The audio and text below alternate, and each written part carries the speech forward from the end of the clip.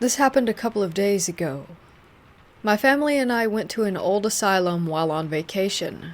They had renovated it and put a couple of stores and a restaurant inside, so my father thought it would be a nice place to visit.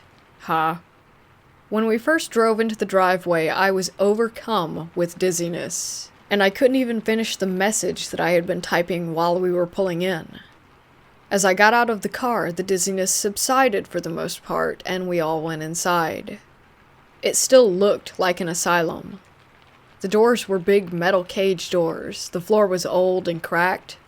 The walls were old, yellowed bricks, and there were entrances that were covered over with more bricks so that no one could enter. As we began walking down the halls, I noticed that something was off. The overall feeling in the place was just terrible. I started getting a headache, but it was only minor. I know spirits can give people headaches and stomach aches, so I wasn't at all surprised. As I said, mine was minor, but I couldn't help but notice that my sister was getting worse and worse. There was an old metal-looking door that resembled something that would be on an animal cage. It was just a pitch-black, empty room on the other side. I had mentioned to my mother the feeling that I had about the place, and so as a joke, she held me close to the cage and said, "Look in there. Do you see a ghost yet?" As they were all laughing, I stood there in shock, because there was someone on the other side of the gate looking back at me. I ripped away from her grasp, and kept walking down the hall away from the cage-like door. My sister was giving me a look, so I knew that she wanted to tell me something. We went off to the side, and she told me that she had a terrible, pounding headache. We kept walking as she told me about it, but I could see that she was getting worse, like she didn't know where she was going anymore, so I took her outside the building for a minute to help her head, and told her to pray and imagine that there was a white light surrounding her. She did this and started to walk away from the building as her headache was getting better. My father had scheduled for us to eat inside the building, and our table was ready, so we were forced to go back in. She told me that her headache was even worse than before, and that she was about to pass out, and that the praying in white light now made it worse instead of better. We were texting each other, and she was telling me that she felt a strong pressure on her back and head. Soon enough, I could see that she couldn't take it anymore, so I took her outside again. My parents were furious, but only because they didn't understand. Once I took her outside, she started crying and shaking, and so I took her away from the building, and we went for a walk. We went across the street, and I talked to her until her headache stopped, and so did the pressure.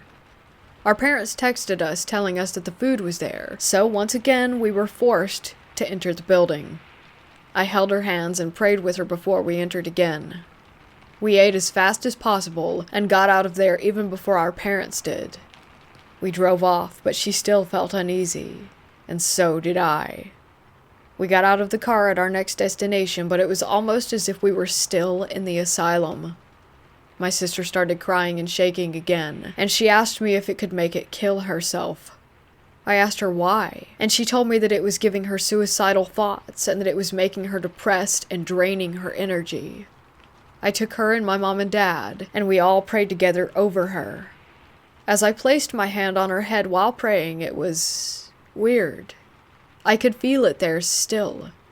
It had followed us. It thought that she would be an easy target, and maybe she would have been, if I wasn't there. Maybe that's what scares me the most. I'm not sure if it's gone, but when we arrived back at the hotel, I saw and heard someone following me in the hall, so I thought it was my sister. But when I turned around, no one was there. But that could have just been a different spirit. I'm pretty used to them by now. Last night, my sister and I didn't sleep. We were kept awake the whole night through. Maybe we were scared, or maybe we were kept up by something else. Something dark. Something inhuman.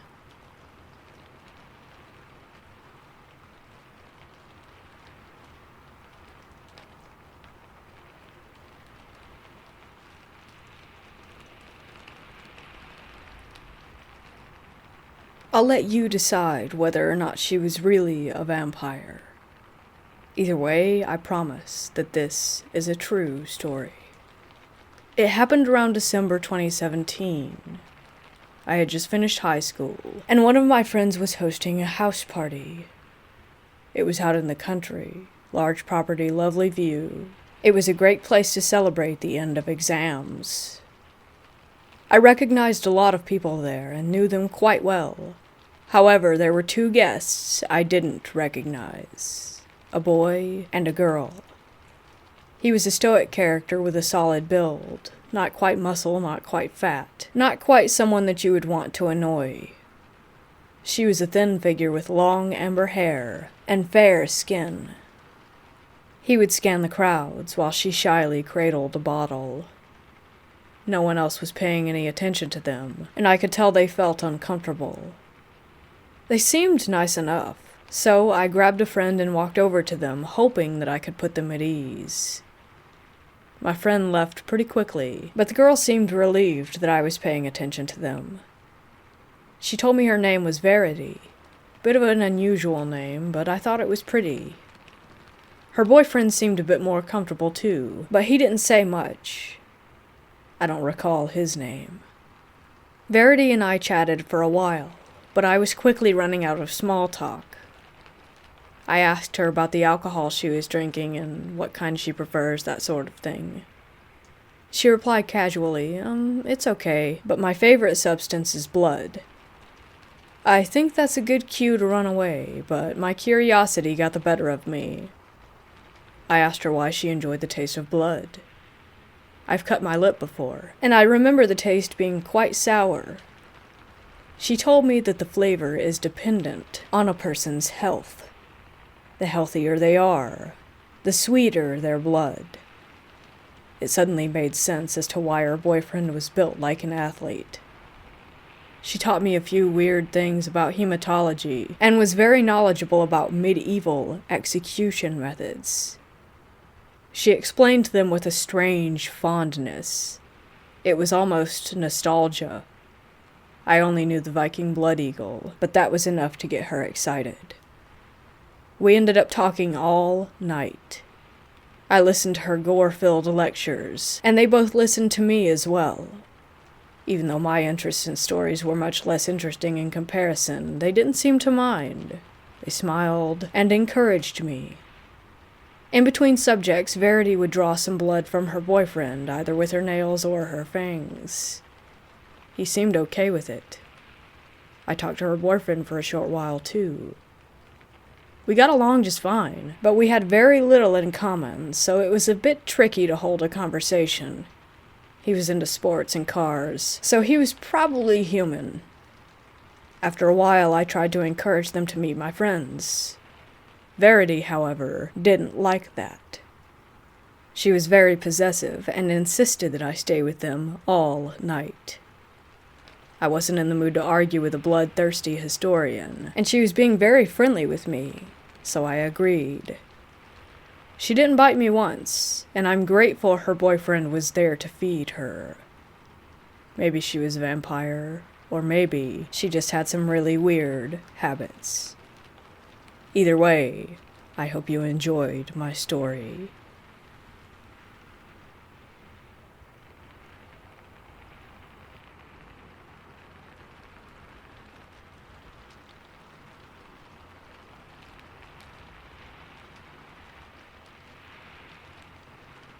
I live in Massachusetts, and there's a location out here called Belchertown State School for the Feeble-Minded. Check it out on Wikipedia and Google some pictures. It's pretty neat stuff. Well, it has a very dark history, with ill treatment of patients including children and reported suicides. Closed in 1992. It was mostly demolished in late 2016 into 2017, but before that, I spent about a year going there on a weekly basis, usually Fridays. I began with a few friends, and then over time, I would go there alone. I spent a lot of time on those grounds to the point where I knew every part of it, inside and out. I even became something of a local legend because I wore a mask when exploring, and if I ran into other groups, they would recognize me from stories. There's a few selfies out there of me with some folks, too. People like taking pictures. Never saw any of those selfies, though, sadly. But there were many nights when I had the whole grounds to myself. Paranormal activity was rampant, and I have some crazy stories. The most obvious and frequent one was the noises. Now, mind you, the whole of the complex was in disrepair. Not only that, but wild animals would sometimes move in and out of the location, so there were a lot of unidentified noises that I could likely attribute to animals. I'm a firm believer in the paranormal, but I do try to approach all things as a skeptic before jumping to potential conclusions. A few things I absolutely could not explain. One was the X door. There was one door in the hospital, on the 3rd floor, right wing, second door into the floor, on the left. It was beside what once was a bathroom. This door led to a hall containing several empty rooms, and I could not determine what these rooms might have been.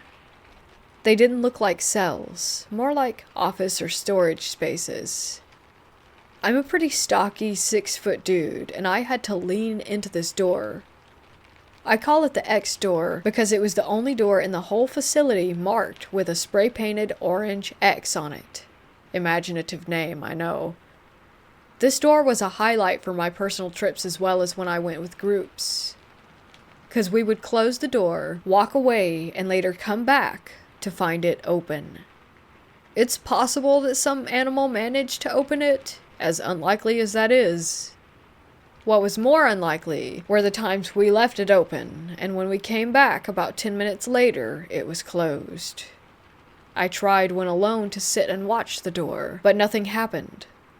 I tried to replicate potential causes, but there was zero airflow in this wing due to heavy doors on all the other sides, and honestly, if an animal did get in, it could not have been bigger than a rat due to there being so little open space to move in this particular segment. I could never explain the X door, but it's always a good stun when I bring a group back up to that floor, and we would find the door had shifted. Another experience was one time when I was bringing 2 of my friends out there. It was their first trip to the grounds. We made it in past the fence and to the outside of the asylum. They didn't want to go in, already getting spooked. I encouraged them to try it. It had some cool stuff to see after all. Then we all 3 at the same time heard what sounded like screaming, laughter, and talking all at once. I heard more laughter, but my friends said that the screaming was most prominent. Now, it could have been another group inside the hospital building, but here's the thing. I have been on the grounds when another group is talking or laughing or screaming inside. You can pinpoint exactly where it goes down. There was lots of broken windows and open walls, so it was pretty damn easy to lock down any sound and where it was coming from. But this sound came from the building. That's the only way I can explain it. Like the whole building at once just let loose a scream of trapped noises. I'm a gutsy bloke, but I got chills. We left after that, to the begging of my friends to flee the grounds. I wish I could have stayed that night. The activity was just getting started, I feel. I would go there weekly and spend about a half hour in several key rooms. The padded room, the silent room, the X room, the auditorium, and gym. There were lots of great sounds and some truly disturbing sensations.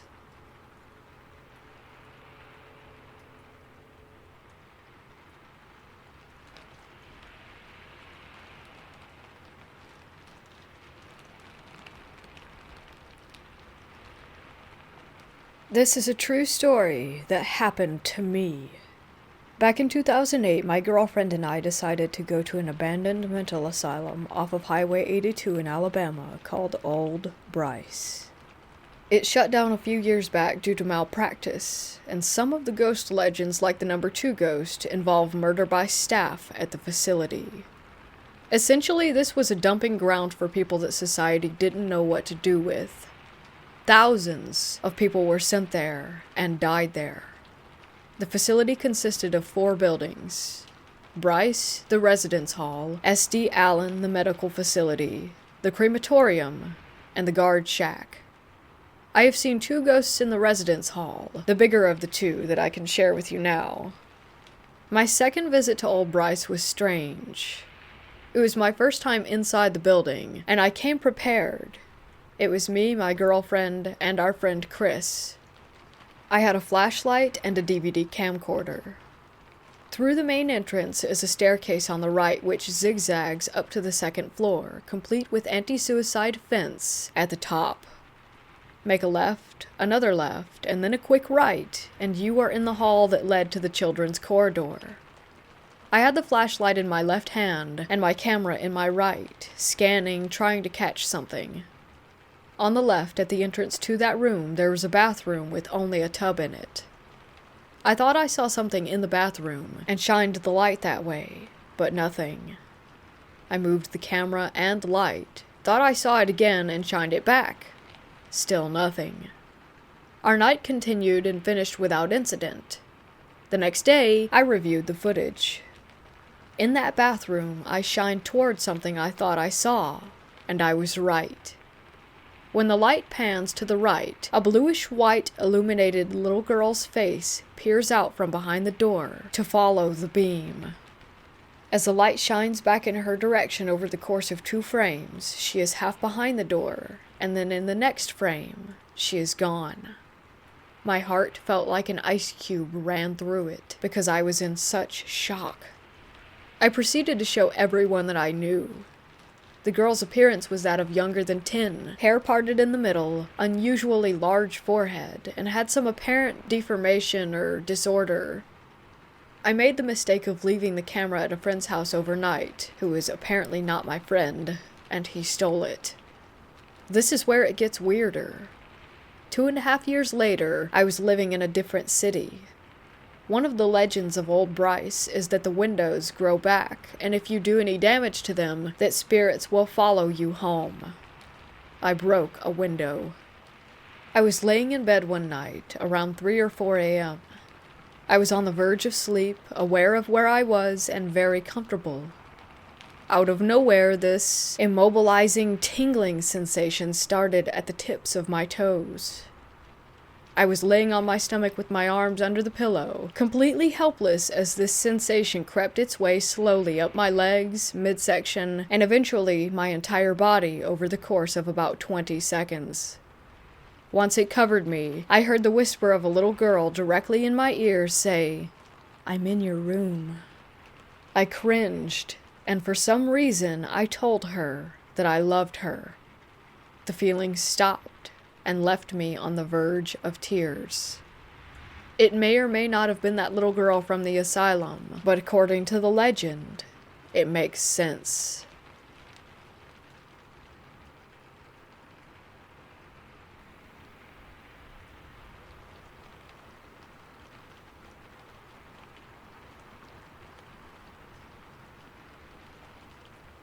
I've gathered a few paranormal encrypted stories after moving to North Carolina. The silver UFO, the shadow person, the 6 lights, etc. But this one stuck out to me the most. I've never even heard of this thing or even knew that this thing existed, and I was a kid when I saw it. It could be my mind exaggerating, but another person with me saw it, and it freaked us both out. We were driving along the back roads of North Carolina and learning the shortcuts and ways to get around as we had just moved here. It was the evening, and it was around false summertime, the time where it's hot randomly in the spring, so the windows were rolled down. We were just having fun cruising and sightseeing. The other person with me was driving and was chit-chatting to me about the smells and plants that I should stay away from. We were passing a cow farm, so we rolled up our windows, and the curve past the farm was coming up, so we rolled them back down. Now after you hit this curve, there's a hill and it flattens out into a straight but crummy road. In the middle of the road, something blackish was walking. It was shaggy, and was just walking all calm as if it was sightseeing too. I remember my friend asking, "What's this dog doing?" It looked as big as a black bear or a derpy St. Bernard, and it walked with a normal stride. We slowly crept up on it, hoping that it would hear the car and move out of the way, but it didn't. So my friend gave the horn a little tap, and this thing finally turned around. Its eyes were reflected from the headlights. It hunched down and hissed. When it turned, its tail lifted, and it was long and black. It then darted off into the woods. My friend was puzzled. I just sat there in disbelief at what I had just witnessed. It was an odd and quiet ride back home. Fast forward to more than a decade later, me and a few friends were looking at local urban legends because one of them swore up and down that they saw the ghost that everyone was talking about and wanted to know more about it. I'm zoning out because I'm an introvert, and went looking around in the website that we found. I see this title called The Vampire Beast of North Carolina, and was like, what the hell? North Carolina's got a hillbilly vampire? I click on it and read. Some beast was terrorizing locals and their farm animals, leaving puncture wounds, no blood, and leaving the body there. Multiple bodies of dead animals in one night, all dead the same way. I scoffed and say El Chupacabra, like Dexter from Dexter's Laboratory, and kept scrolling. I read some more and saw, here's what witnesses recount seeing, and when I scrolled down to see a hand-drawn picture of it, I nearly shat bricks. The photo the eyewitnesses had drawn of what they saw looked exactly like what I had seen over a decade ago. The shape, the tail, the color. I went pale and exited out of the page and just sat there thinking on my life's existence up to this point, wondering if I had some sort of brain damage, because I was like, there's no way that this can be real, what I saw. But what really hit the nail on the coffin was that this thing was attacking people's farm animals, and I had seen this thing by a cow farm. I haven't seen this beast again. I really don't want to because I think it's a bad omen since I have a superstitious family, which is why I think paranormal and odd occurrences happen to us. Whenever we do have odd experiences, we don't speak about it to each other.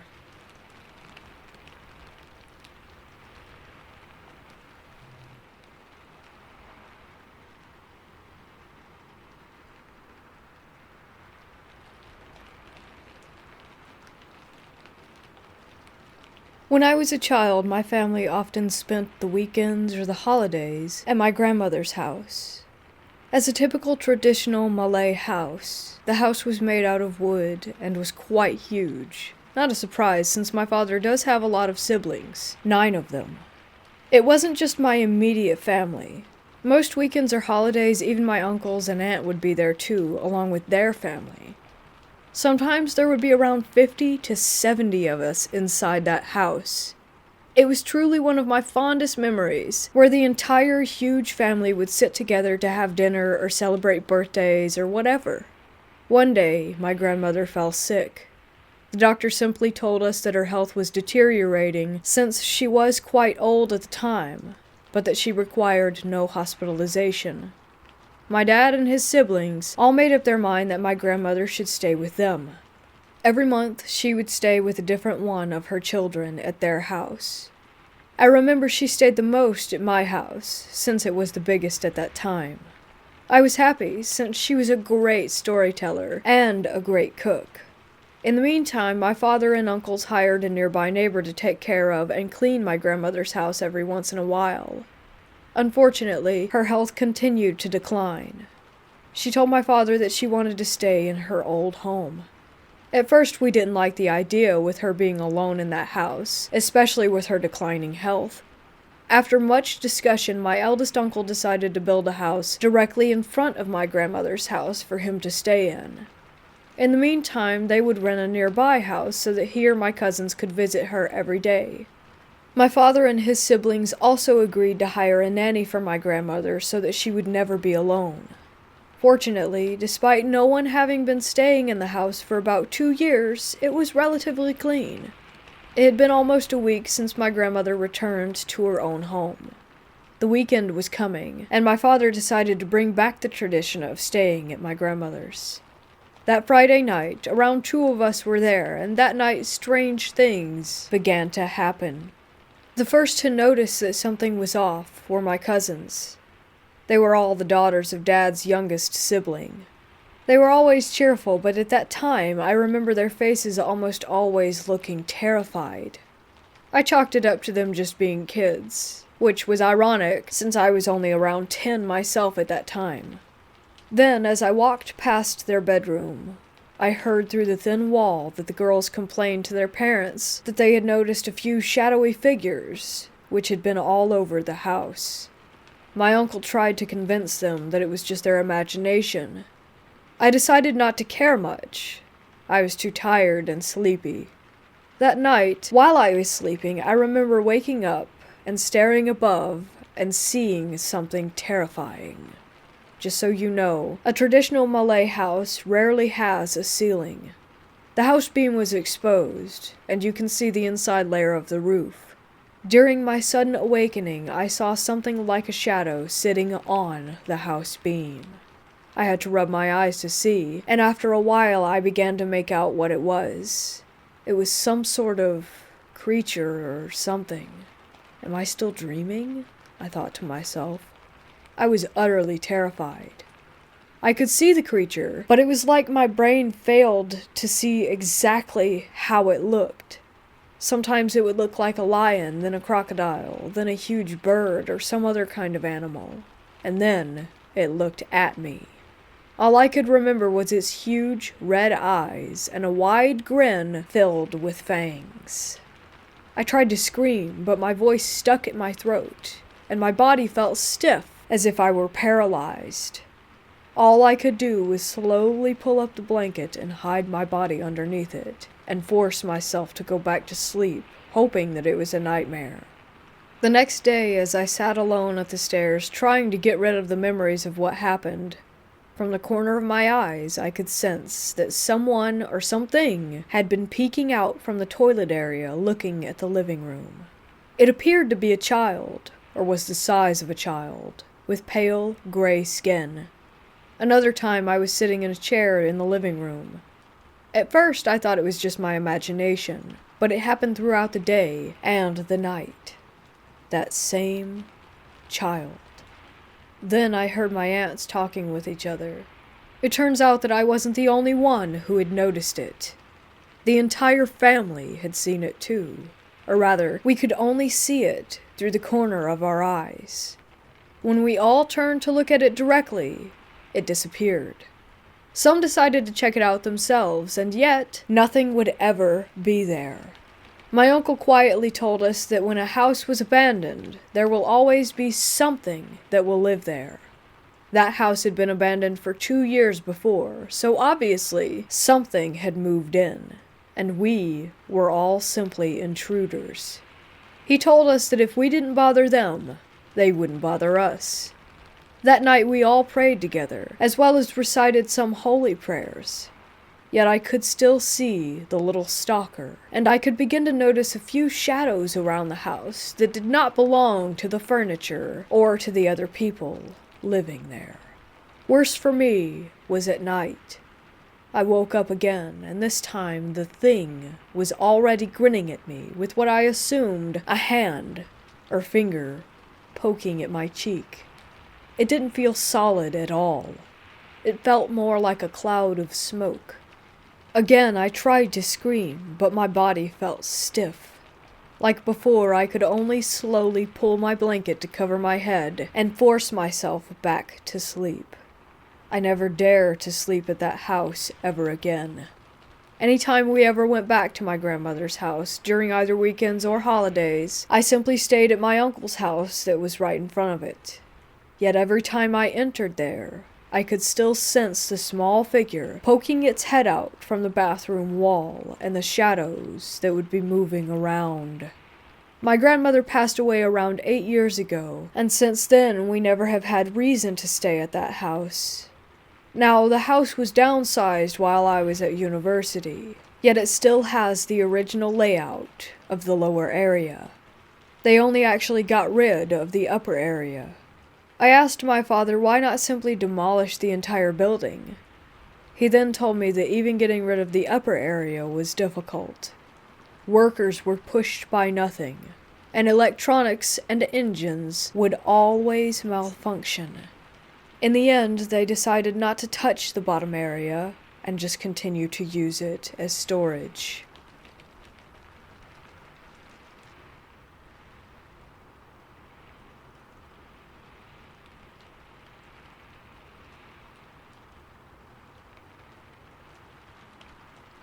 I grew up not far from Mantino State Hospital. It's an abandoned insane asylum in the far south Chicago suburbs. My dad would sometimes drive my family down there, and we'd circle around the property by car just for fun. When I turned 16, he bought me my own little beater car, and of course, I had to show this awesome place to my friends. By the time I was old enough to go exploring, many of the original buildings had been renovated and repurposed as businesses. Half of the property was converted into a local VA hospital, and a quarter of it was torn down and replaced with new housing. Only a handful of the original buildings remained, all clustered in the back corner of the campus. One summer day, I took friends A, B, and C to go check it out. We brought our cameras and went with the intent to go inside and explore it. We parked in a lot where other people parked to go to work in one of the other buildings to avoid suspicion, and walked about a quarter mile to the abandoned hall. As we walked up to this creepy old building, I felt sick to my stomach and full of dread. The main doors were chained shut, and most of the windows were boarded up. I remembered walking on the porchway and choosing my steps carefully because the windows were busted out and there was glass everywhere. The four of us finally came upon a window that was accessible enough to climb into. Realizing that this was actually going to happen, I had a panic attack and couldn't go through with it. I was trembling and didn't want to be the scaredy cat, but I really couldn't do it. In fact, in just recounting that, I'm still scared. And this happened about 16 years ago already. Anyway, I handed my camera to friend A and told him to take the pictures. I was petrified and felt like I might puke at any given moment. Friend B and I walked back to the car in silence. I had a cigarette in the car while we waited for friends A and C to come back. My nerves calmed quickly enough. Friend B confessed that she was scared too, and was glad that I said something so that she didn't have to go in. Soon enough, our other two friends came running back at the car, full speed. We heard their footsteps pounding on the asphalt, and quickly unlocked the doors. I started the car up, and we were off in an instant. I assumed that the cops had arrived, so I sped off the campus and into town, hoping to blend into normal traffic. I asked them what had happened, and if the cops were called, and they said no. Both friends who had gone into the building said that they heard voices. Both of them said that they saw a hand curl around the frame of a big metal corridor door, and heard it slam shut with an impressive echo. Both of them testified that they heard someone crying, saying, "Where am I?" At some point, they got too frightened to continue and just decided to bolt. I was really spooked. Friend A, who had taken my camera, was eerily quiet. Friend C showed me that he had found a newspaper from 1979 on the floor, and he had taken it as a souvenir. I, being the more suspicious type, demanded that he get rid of it. I didn't want any potentially haunted objects in my car. So he tossed it out the window without too much coercing. It took us about 45 minutes to drive home, and since we were kinda shook, we decided to go to Denny's and rehash the experience. During the ride back, friend A fell asleep. This didn't concern me much at the time, but became an important factor to remember later on. We got to Denny's, and friends B and C went in ahead. I woke up friend A and asked him what happened. Why did they run? He said, "We saw someone sitting at the end of a hallway, cross-legged, on the floor. It was a man and he was crying, kind of rocking back and forth." He also explained that he believes it was the entity who used his energy to manifest, and that was why he was feeling so drained and passed out so hard on the way back. We had a late dinner and I drove everyone home afterwards. After I dropped off my last friend and was going back to my house, I distinctly felt someone pressing their knees into the back of the driver's seat. It's a familiar feeling, especially if you take the bus in high school. Lots of people prop their knees up on the seat and the feeling is unmistakable. I yelped and sat up straight so that my back wasn't touching my chair and drove home faster. The very next day, I picked up my cousin to go see a movie together. She blurted out to me that she thought she had seen someone in my back seat.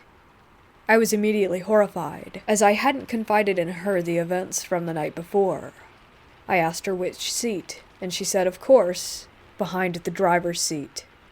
That night I had a dream about a man. He was Caucasian, mid-30s, brown hair, and partially bald. He had brown eyes. He was wearing a white cotton vest, which I found odd. I instinctively knew it was the ghost that my friends had seen in the hospital. In the dream, he was guiding me through a series of booby traps. He was holding me by the elbow and walking with me. He seemed sweet and harmless. I thought maybe he's a guardian or something. These dreams continued for about a week straight. Friends who didn't know about our trip to the asylum started to have experiences in my car. One friend heard and felt someone whisper in her ear. Another had her elbow grabbed by someone in the back seat. I felt the knees in my back on many occasions. In fact, I started to anticipate it and often drove without my back touching the seat at all. One time I felt like someone was shaking my seat while I was driving. Like hands on either side of the chair and just violently shaking it. When the experiences and the dreams didn't stop, I grew afraid. I didn't feel like he was a guardian anymore. Finally, after about a week and a half of this, I sat down with friend A again. I asked him, "Do you remember what he looked like?" He said, "All I could see was that he was balding and he was wearing a white vest. I don't know how, but I think his name was David." I told my parents about what happened after that. They suggested that I tell David that he wasn't allowed to follow me anymore. To tell him to go to the light or whatever. At this point I was ready to do anything because I was on edge and spooked all the time. I prayed every time I came into the house that he wouldn't follow me in. I was afraid to go out with my friends. I was afraid to go to sleep sometimes. So, 2 weeks after our initial venture into the asylum, I went back with friend A. We went during the daytime and idled in front of the building. I said aloud, "You don't belong here with me. You need to go home," or something along those lines. I prayed a lot. I didn't want him anymore. I felt bad, but I needed him to stay there. We parked and just kind of sat there quietly for a while. I think friend A and I were just saying goodbye, severing ties, I don't know. But it felt sad. While we were parked, I did hear doors slamming inside the building. At one point, I heard someone laughing as well. I envisioned him leaving me in my car. I told him that he could never follow me again, that he needed to go, and to move on. We left the hospital that day and didn't go back for many years. I never dreamt of him again. I've never told anyone the full story for 2 reasons. 1 being that it sounds totally ridiculous, and 2, because I'm afraid, and that thinking about him too much will send some sort of psychic beacon out to attract him or other spirits back to me, when that's totally the opposite of what I want.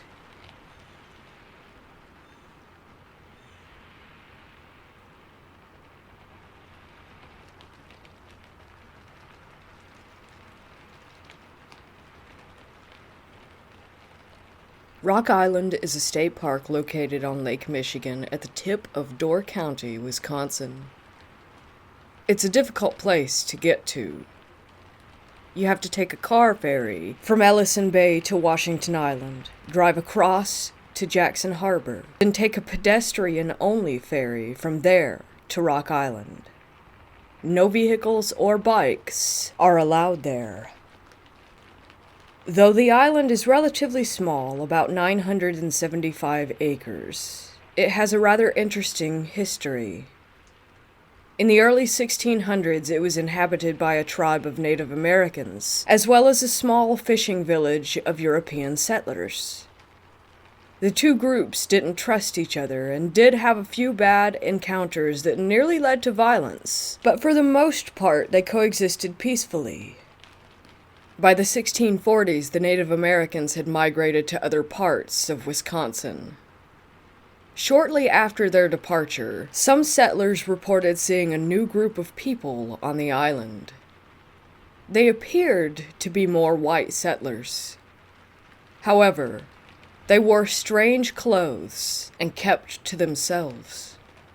No one from the fishing village was ever able to speak with one of these new settlers, or even find where they were living. It was around that time that strange things began to happen. Livestock, it's not mentioned which animals, were found slaughtered in the village. Blood was found marking some of the buildings in the village.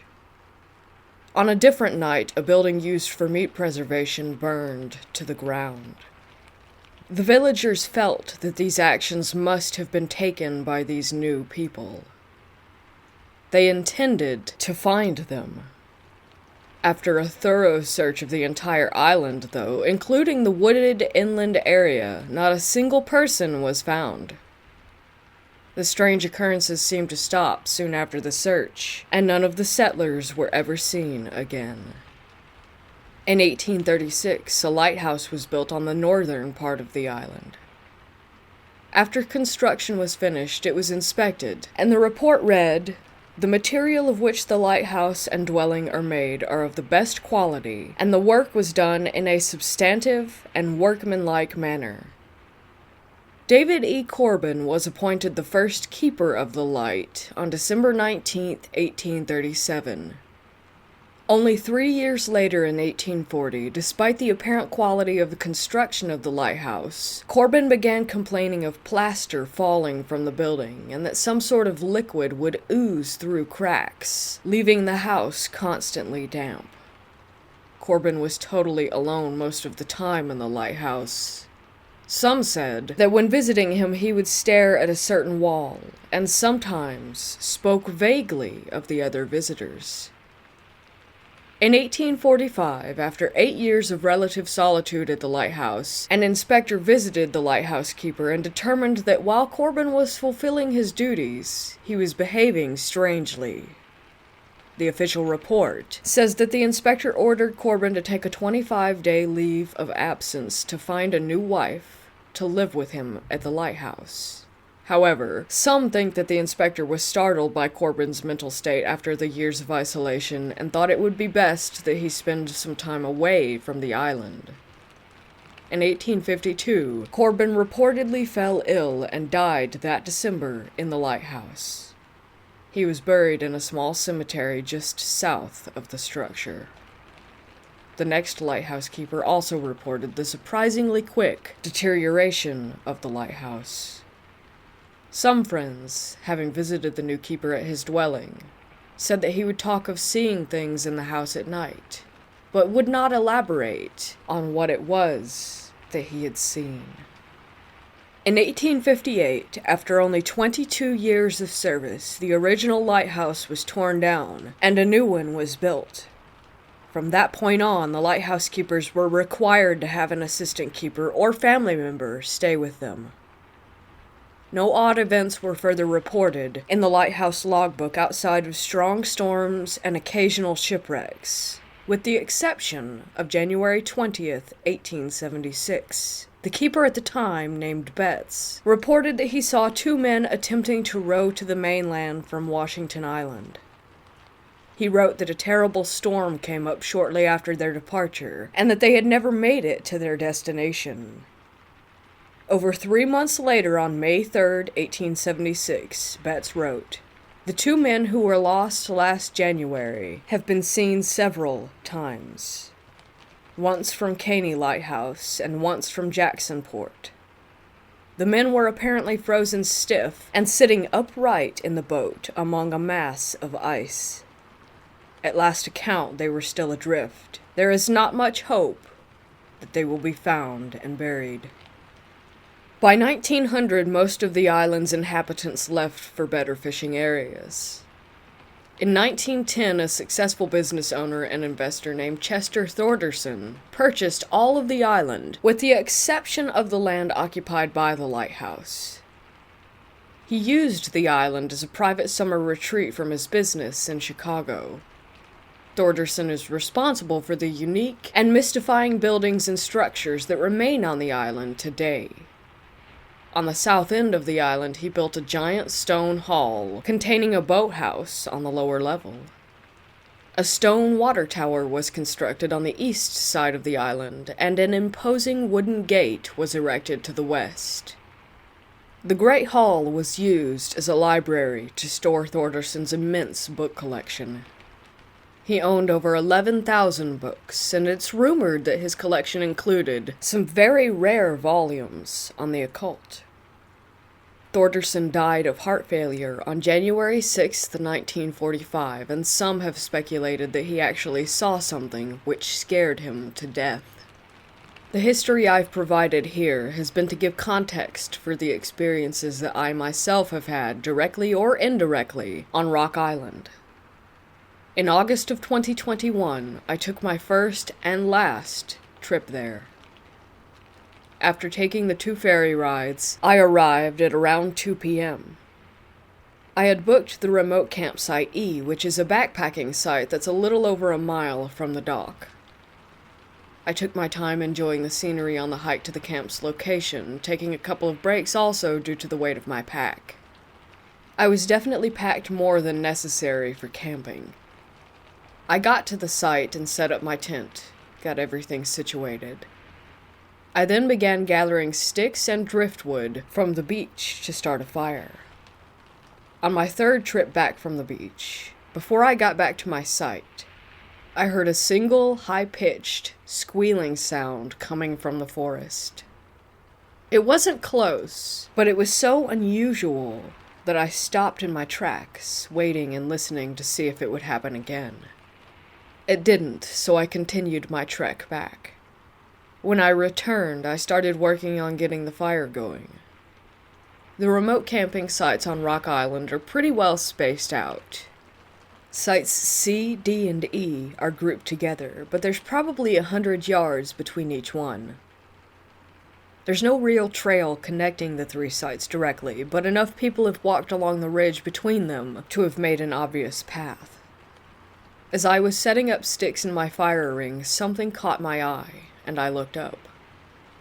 A fair distance away, it could have been at Site D or a bit further, there was a person running in my direction. My first thought was, well, that's odd, because like I said, it wasn't even really a trail that they were on. Then my mind went to, there must be something wrong, that this person must need my help. They got a little closer, and it looked like maybe it was a woman in loose gray clothes, maybe wearing a hoodie. It was still too far away for me to be able to make out any real details. I quickly rose from the crouching position that I was in, and just as I did, I heard that high-pitched noise again. It was behind me, and it was much closer this time. This startled me quite a bit, so I turned around to look behind me. I scanned the trees for a couple seconds, but didn't see or hear anything. I turned back around, thinking that the running person must be getting close, but now they were gone. Again, I stood there and scanned the trees. They were nowhere to be seen. I was so confused that I stood frozen there for a few moments. It was all very weird, but I was able to reason it out in my head that it must have been a fellow camper from Site C or D who had been running for the pit toilet located a couple 100 yards west of the sites. I tried to forget about it, but it was really bothering me. I did not like whatever that noise was, and I just felt really off about the entire thing. After some effort, I let it go and got my campfire going. I ate a quick meal and drank a few beers, then decided to go for a little walk. I hadn't been to Sites C or D yet, so I thought that I would check them out, see if I did have some neighbors camping close by. Site D was empty. I did see the path that led from the site to the main trail and pit toilet, so that made me feel a little less uneasy. I figured it was maybe someone from Site C who took a wrong turn and wound up taking the long way around by going through Site D to get to the main trail. It didn't make a ton of sense, because I probably still should have seen them, but it still made me feel a little bit better. I continued on to Site C and saw that there was a tent set up. I really didn't want to bother anyone, but I thought I would go over with the excuse that I would introduce myself as their camping neighbor and see if anyone looked like they might have been the runner from before. I came up to the site and saw a couple sitting at a picnic table. Neither of them appeared to be the person that I had seen. We went through our social formalities, introducing ourselves to each other. They were probably in their mid-30s, both very nice and both very drunk, but quiet drunk. I didn't ask about the runner or the noises. I thought it might be weird. I wished them a good night and walked back to my tent. When I got there, I smoked a cigar and had a few more drinks. It was getting dark. It started out as a perfect night. The sky was clear, and I just hung out looking up at the millions of stars hovering above. I felt calmer about everything and decided to get some sleep. It had been a long day, so I passed out almost instantly. At nearly 2:30 a.m., I was awoken by a huge boom of thunder. The sky had begun pouring rain. The wind picked up, and the temperature dropped. I love camping in the rain, but I do not love camping in a lightning storm. I was beginning to worry. The wind was whipping around my tent, and the ground shook from the thunder and lightning. I didn't feel great about being out there in a tent, so exposed. The storm only lasted for another hour, though, before it turned into a light, steady drizzle, and I was beginning to doze off. Just as I was nearly asleep, though, I heard the squealing noise, yet again. I opened my eyes wide and lay there silent in the dark. Then came another noise, this time much closer. I knew there were no really dangerous animals on Rock Island. There are deer, porcupine, but nothing like bear or wolves. Still, knowing that didn't do anything to reassure me. There was just something about that sound that made me incredibly uneasy, even paranoid. I keep calling it a squeal as well because that's the best description that I have for it. It sounded to me like a pig squeal. I honestly don't know that much about pig noises, but that's what I thought of when I heard it. An injured, angry pig squeal. I continued to lay in my tent and started hearing footsteps outside. It was still raining, so the sounds were a little buried in the sound of the rain, but it definitely sounded like a large animal or another human that was walking around. I sat up and took out my knife. In my head, I kept telling myself that it was fine, that there was nothing in those woods that could hurt me. I listened as the footsteps started moving away. Then I just sat there, still holding my knife, for about 10 minutes without hearing anything. I kept internally telling myself that it was just an animal, everything was fine, and that I was being stupid because I just needed to get more sleep. Just as I was about to lay back down, however, there was yet another squeal. This one was very loud and very close, as in right outside my tent. It felt as though my heart just stopped then and there, and a shiver went down my spine. My heart beat so hard that I felt my pulse through my entire body and could hear the blood rushing in my ears. It took everything in me to force the words, "Get out of here," from my mouth. I didn't shout, but tried to be as stern and mean-sounding as I could in the moment. I didn't hear any more footsteps or squeals that night, but I also couldn't sleep. I just laid there in the tent until eventually the rain stopped and the sun rose into the sky.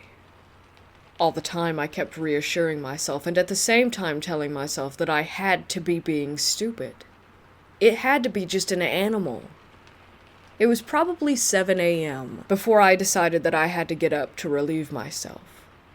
As soon as I unzipped the tent flaps and stepped out, I saw that the site's picnic table had been flipped upside down. When I saw this, I was surprisingly calm in my reaction. I simply thought, okay, this is enough, I'm leaving the island today. I checked my surroundings. Nothing else seemed out of place. I eventually reasoned that the wind had blown the table over during the previous night's storm. It still seemed weird, though, because the table was heavy, and I felt like I would have heard it being turned over. I made some cold instant coffee, had a bite to eat. I started feeling better again, so I decided to go for a hike. I must admit, I get pretty easily scared when I'm camping in the woods by myself. Maybe that's natural. After breakfast and getting a bit of sun, I realized that nothing I heard was really anything that couldn't be explained. Other than not getting a good night's sleep, I was having a pretty good time. The reason I came to the island in the first place was to hike the 7-mile Thorderson's Loop Trail. It has a lot of interesting things to see, and I was excited to get going. I packed a few things in my backpack and started off. Fairly close to my site was the water tower. I have no idea how it originally worked, or why it had to be a tower, but it's an impressive building with a fireplace that looked as though it had been used recently. A bit further down the trail was a cemetery. It's known that 2 sisters and a few others are buried there, but it's also believed that there are more unmarked graves. They were likely some of the settlers from the old fishing village. The island has 3 cemeteries. One is by the beach, and that's where Chester Thorderson is buried.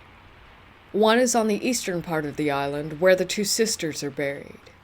And one is on the northern part of the island, where the original lighthouse keeper David E. Corbin is buried. There's also at least one Native American burial ground on the island. However, no one knows exactly where it is. I kept walking until I came to a nice scenic overlook area with a bench, where I sat down and drank some water. That's when I heard someone talking on the trail ahead of me, though I couldn't see anyone yet. There was a bend in the trail, and the trees were thick. I sat on the bench waiting for the people to appear. The voices were coming closer, and I could tell that they weren't speaking English, but I couldn't place what language that it might have been. Both voices were very deep, guttural. Then, from deep in the woods, I heard a loud call. Immediately, both of the voices I was listening to responded with a call of their own. I kind of smiled because it sounded like they were mocking whatever had made the sound in the forest. I got off the bench, put my backpack back on, and started walking further down the trail from them. I never actually saw the people, though. The rest of the hike went well. I visited the grave of David E. Corbin. I took a self-guided tour of the lighthouse. I passed by a wooden gate that seemed to have been used as part of a larger structure. Next, I went past the Great Hall and dock area from where I had arrived on the island and visited some of the other structures. Next, I came across the cemetery housing the body of Thorderson himself. And finally, I finished the loop by returning to my campsite. It was a very nice hike, with a lot to see, and it wasn't especially difficult, but still, I was tired. I did go down to Camp C and ask the couple from the night before about how they had fared during the storm, but they had already packed up and left. I was disappointed because I'd also considered asking them whether they had heard the squealing noises. The rest of the evening was uneventful. I built a fire, made a meal, had a cigar and some drinks. As soon as it got dark, I was ready for bed, especially after having had so little sleep the night before. I got inside my tent and quickly faded out of consciousness. I might have been asleep for about 3 hours when I woke up suddenly, instantly alert. Nothing that I was aware of had caused me to wake up, but I felt that something was wrong. I sat up, and this part of what happened is difficult to explain. A feeling of complete dread washed over me. It was unlike anything I had ever experienced. It was as if something or someone was inside that tent with me, and I could feel its anger, its seething rage, its hatred of me. Something very bad was about to happen, and I couldn't do anything about it. I started to shiver uncontrollably. There was a smell in the air, that of garbage or rotten meat. It was so strong that I wanted to throw up. I couldn't even move, though. I was frozen, and even weirder is that I accepted whatever was about to happen to me. Like my brain was telling me that whatever was about to occur, even if it were death, that it would at least be relief. Then I passed out. At least, I have to assume that I passed out. That's all I remember anyway, until waking up around 8 the next morning. I opened my eyes to discover that I was laying outside my sleeping bag on top of it, and my legs were in an unnatural and uncomfortable position. I was on my back, with my left leg straight out, and my right leg was bent so that my foot was up against my left knee. My heart was pounding, but I kept telling myself that it was a dream, and that I was leaving right then. I packed up very quickly and started off toward the dock to catch the first boat off the island. Since it wouldn't be arriving until 10:30, I had a little time to kill around the Great Hall and dock area. I wanted to get away from that place badly, but I did feel a smidge better just being out of the woods where I could see other people. I sat down on a bench, a little to the east of the dock, and lit a cigar, just giving myself something to do while trying not to think of the night before. I was sitting a few minutes, scanning out over the water, when I was startled by someone saying, "Hi!" I jumped and was embarrassed when the person came around apologizing, saying that they were just wanting to ask whether I had a lighter. I felt like an idiot, and told him that it was fine, that I just hadn't had much sleep. I tossed him my lighter and he lit a cigarette, then gave it back, and we began chit-chatting about the usual things that you would discuss with strangers. Where we were both from, the weather, and so on. It was a nice, normal conversation, and he seemed like a pretty nice guy. Naturally, in the course of our talking, he asked about which campsite that I had stayed at. I told him, and in response he explained that whenever he books a site, he comes to the island and chooses whichever spot that he wants, because the site requires the stay to be booked, but that you can actually camp wherever you want to because it isn't monitored. He told me that he comes to the island a few times a year, and that once he found a small log house in the woods. His plan was to attempt and find that location again and camp inside the cabin. After my personal experience with only one time camping on the island under my belt, I kind of wanted to change the subject, to be honest. Then he asked if I had heard the screeching sounds. I knew that he was talking about the squealing. I told him that I had, and asked if he knew what it was. It took a second for him to reply, and when he did, I saw his face change. He had this expression on his face as if he were debating whether or not he should tell me, as if it were some kind of secret. Then, in a calm and matter-of-fact manner, he told me, "A demon lives on this island." Under any other circumstance, I would have laughed him all the way back to the mainland. Not after what I had heard and felt, though. He looked at me and must have sensed my anxiety and fear, because he gave a quick laugh, asking me if I had seen anything at night. I told him that I hadn't, and he stared at me like he was trying to solve a puzzle. I felt like he could tell that I was lying, that I had, in fact, experienced something. At this point, I was officially ready for the conversation to be over. Then he told me that he had seen something in the cemetery in the dark. His face and mood changed again, like he was now trying to confide in me. I didn't want to ask what had happened, but I knew that he wanted me to, so I did, and when I spoke, my voice came out shaky. I could tell he changed his mind then about sharing with me. He actually looked at me with empathy instead, and told me that it was hard for him to explain. That if I was afraid of the screeching noises, though, that I probably shouldn't go near the cemeteries. I didn't respond right away, and then he said these 4 words completely without context or explanation. Keepers of the flame. I looked down at my cigar, ashed it and put it out, and told him that I was going to wait by the dock for the ferry. He nodded, and I started walking away. After a few steps, he called out to me, and I turned to look at him. "Don't come back here," he said. I turned back, continuing to walk away from him.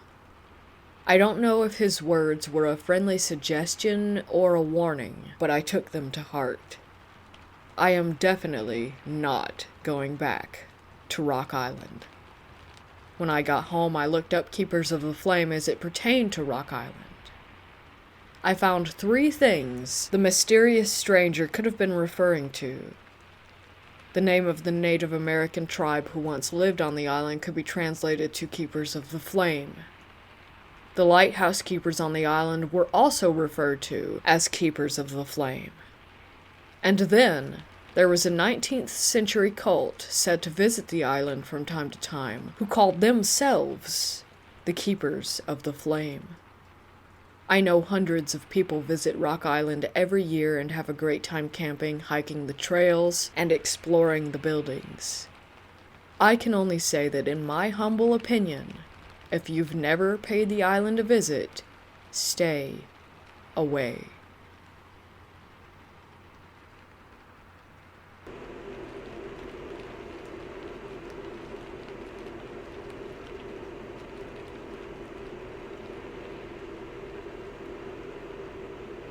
Happy Valentine's Day weekend to everyone.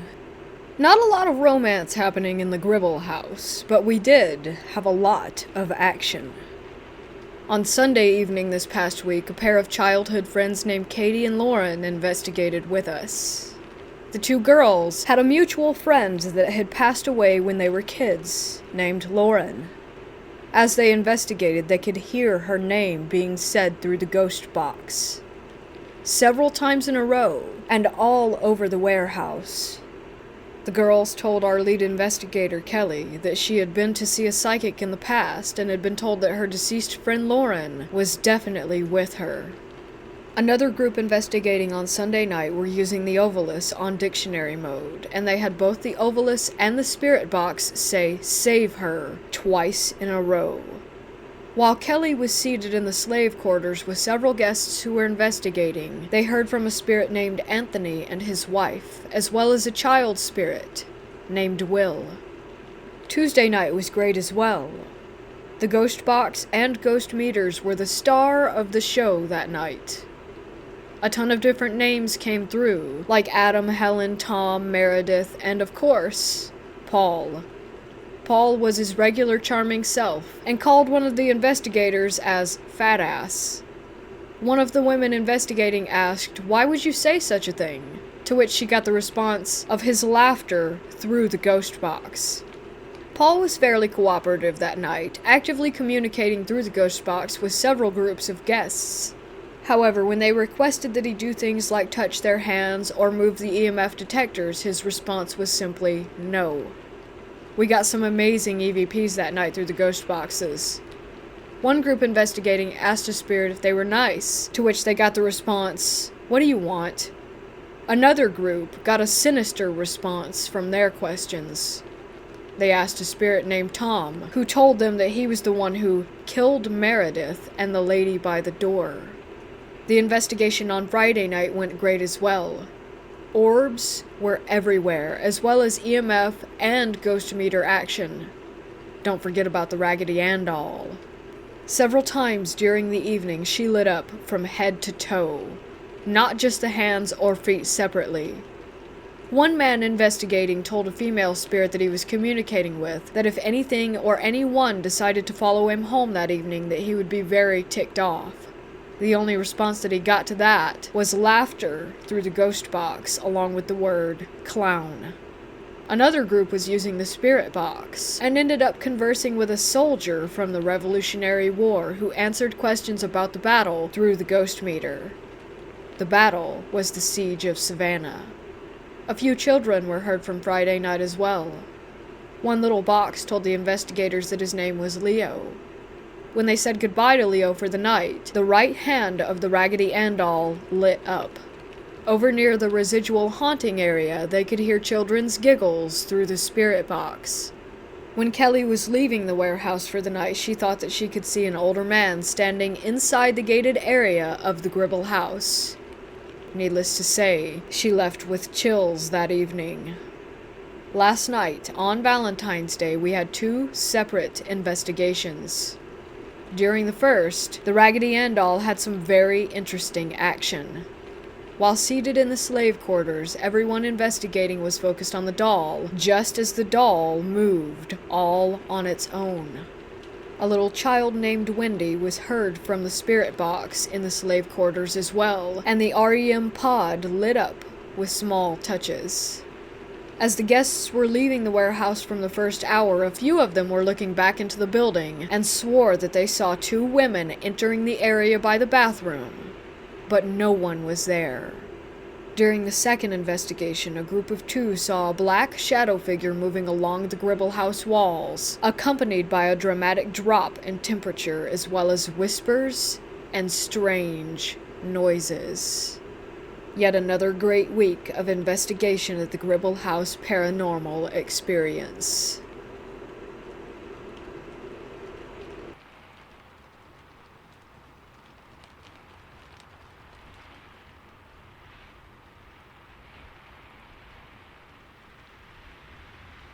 I'm 30 now. When I was in my teens and early 20s, I was into really weird stuff. There's a few local shops that sell unusual oddities and antiques in my town, like art made from dead animals, skulls, pickled specimens, things like that. I started pickling my own specimens around age 20, when I figured out that it wasn't that hard. I had some articulated skeletons, but stuff that I was really interested was supposedly cursed stuff. I bought things people claimed were cursed on eBay, and even drove to different states to buy things from people that they claimed were haunted. I bought 3 different diebuck boxes supposedly cursed from eBay. I bought numerous haunted dolls, whatever I could find. I had some weird taxidermy items too, like a couple 2-headed baby chickens, a 2-headed snake, stuff like that. I had a few things that I wasn't supposed to have either, but I won't get into that. Long story short, nothing weird ever happened. Not a thing. I never had one unusual, creepy experience with any of this stuff. I should start this off by saying I've never really believed in the paranormal or supernatural. Like, I wouldn't say that I'm a skeptic, because I think to use that term you have to go into something deciding that it isn't real and operate from that perspective. I'm fine with saying I have no idea what it is and I can't explain it. I won't say that I don't believe in ghosts, because I really don't know what a ghost is or what it's supposed to be. I've always been into aliens, and was really obsessed with them when I was younger, but still never fully believed in them. I just kinda liked the idea of them. I'd never seen one, or seen any real proof of one, despite poring over documentary and late-night History Channel binges. So, on the subject of all things paranormal, you could say that I'm a fox molder and that I want to believe, but never really did. Anyway, needless to say, after the following series of events, my mind is quite a bit more open. Though I won't pretend that I can tell you exactly what was going on. So I'm around 21 years old and I'm working at Walmart at the time. We had these steps that we would smoke on that were outside the tire shop that would lead up to another parking lot for a different building. I went out to smoke one day and was by myself, and sat at the top of the stairs. As I was smoking, I noticed a paper bag sitting kind of underneath the bushes that were there. I don't know why, but I looked in it. I was expecting to find some empty beer bottles or something, but inside of the bag was a porcelain lamb. It wasn't particularly creepy looking, to be honest. It didn't have bleeding eyes or whatever. It just looked like something that would be on your grandma's shelf. There was a red ribbon around its neck, and it looked really new. When I picked it up, there was a note underneath it in the bag. The note said, "Take me home. I'll be a good little bitch, I promise." I'm not even kidding, it really said that. It was written in red ink and looked like female handwriting. Really neat. It was written on a piece of torn out standard notebook paper. I know how stupid and cliche that it sounds, but that really is what it said. Of course, being me, I brought the thing inside Walmart and stashed it under a register because I was totally gonna take that home. I showed it to my friend who was working there and was kind of like, "Dude, look what I just found outside. Look at this note." And he was like, you should definitely not take that home." But of course I was gonna take it home. I lived for that kind of thing. Anyway, as soon as I set it down, I realized that it was actually a music box, because I jarred it enough, I guess, to make it start playing. I looked at the bottom of it, and it had one of those metal twist pins that you wind up and it plays a tune. I turned it, and it was the least intimidating melody ever. It wasn't creepy at all. I was actually getting legit disappointed, because if you wanted to pull a prank on someone with some scary object, this thing was doing it all wrong. I'm not sure what the melody was. I'd never heard it before, but it was in no way ominous. Fast forward to the end of the workday. I get in my car, come home, and show my then girlfriend. She was into all the same weird things that I was, so she was equally excited about this bizarre discovery. We cleared a space on our dresser for it, and from then on we just referred to it as the Lamb. Things started happening immediately, like the next day. Me and my ex didn't have a great relationship, and I spent most of my time in the living room while she hung out in the bedroom. I'd work until around 11 at night, and get home and stay on my computer playing games until around 3 a.m. Then, once she was asleep, I'd go in the bedroom and go to sleep myself. This way, we didn't really have to spend that much time together, and we both quietly preferred it that way. So, the very next day, I'm sitting in the living room and I hear a rustling sound coming from the kitchen. I could see the entire kitchen from where my computer was, and I assumed that it was one of our cats messing with something, but both cats were actually on the floor staring at the kitchen just as confused as I was. The sound seemed like it was coming from the top of the fridge, and it was like it was rustling around the cereal boxes and bags of chips and such that were up there. I assumed it was a mouse because we had found one in there before and went over to the kitchen to check for it. I turned on the light, and as I walked in the kitchen, I heard the Grudge noise. I've only seen The Grudge once because it was one of the only films that ever actually scared me. I'm not easily frightened, and I generally don't care that much for horror movies, but something about the long, frog-like, gurgling croak sound of The Grudge freaked me out when I was younger. The only similar thing that scared me recently was the screaming bear in Annihilation. Anyway, I start walking toward the fridge and I'm totally hearing the Grudge noise.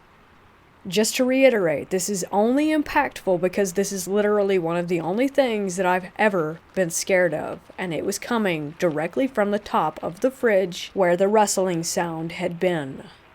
I froze dead in place, and so did my cats. They did not want to go anywhere near that. I had no idea what to do. I was literally on the verge of passing out. So I tried to articulate this in my head, and I decided that the fridge must be broken, that a fan or something in it must be grinding. I crammed that thought into my head, and I sat back down in my chair and put on my headphones. I did leave the light on, I'll admit. Normally, I sat in total darkness.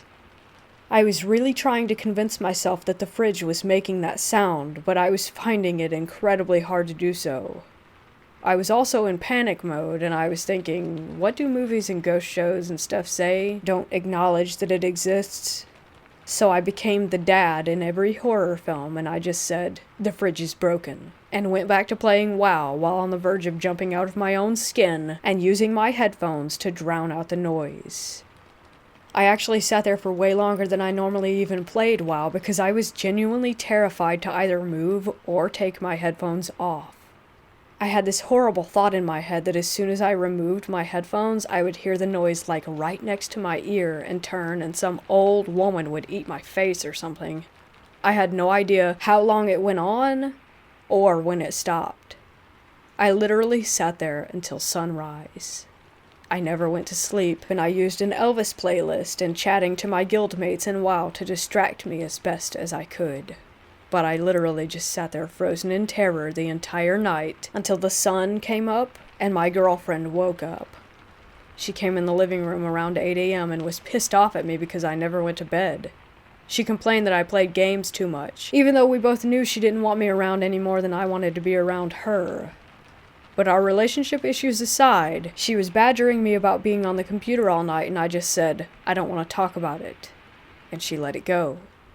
She softened up quite a bit, looked a little confused, but I think that she could tell I was freaked out. Then she proceeded to freak me out even further. She showed me her arm and said the cat scratched the hell out of me last night. And she did indeed have what appeared to be a cat scratch running down the length of her forearm.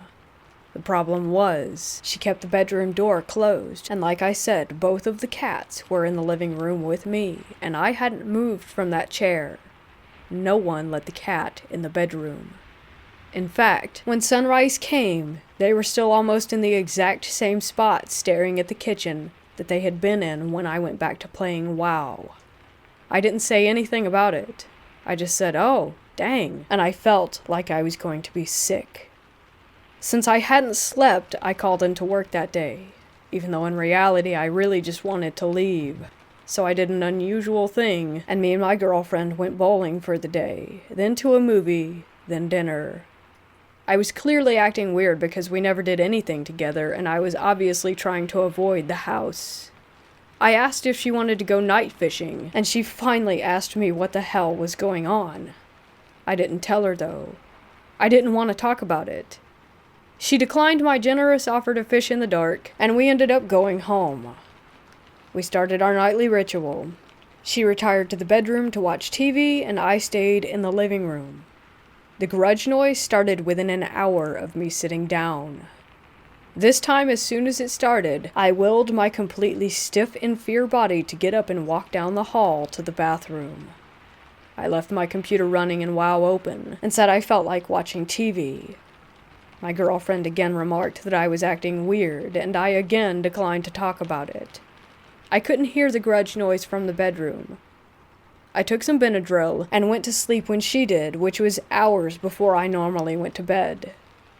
The next day I went to work, and at around 9 p.m. she called me.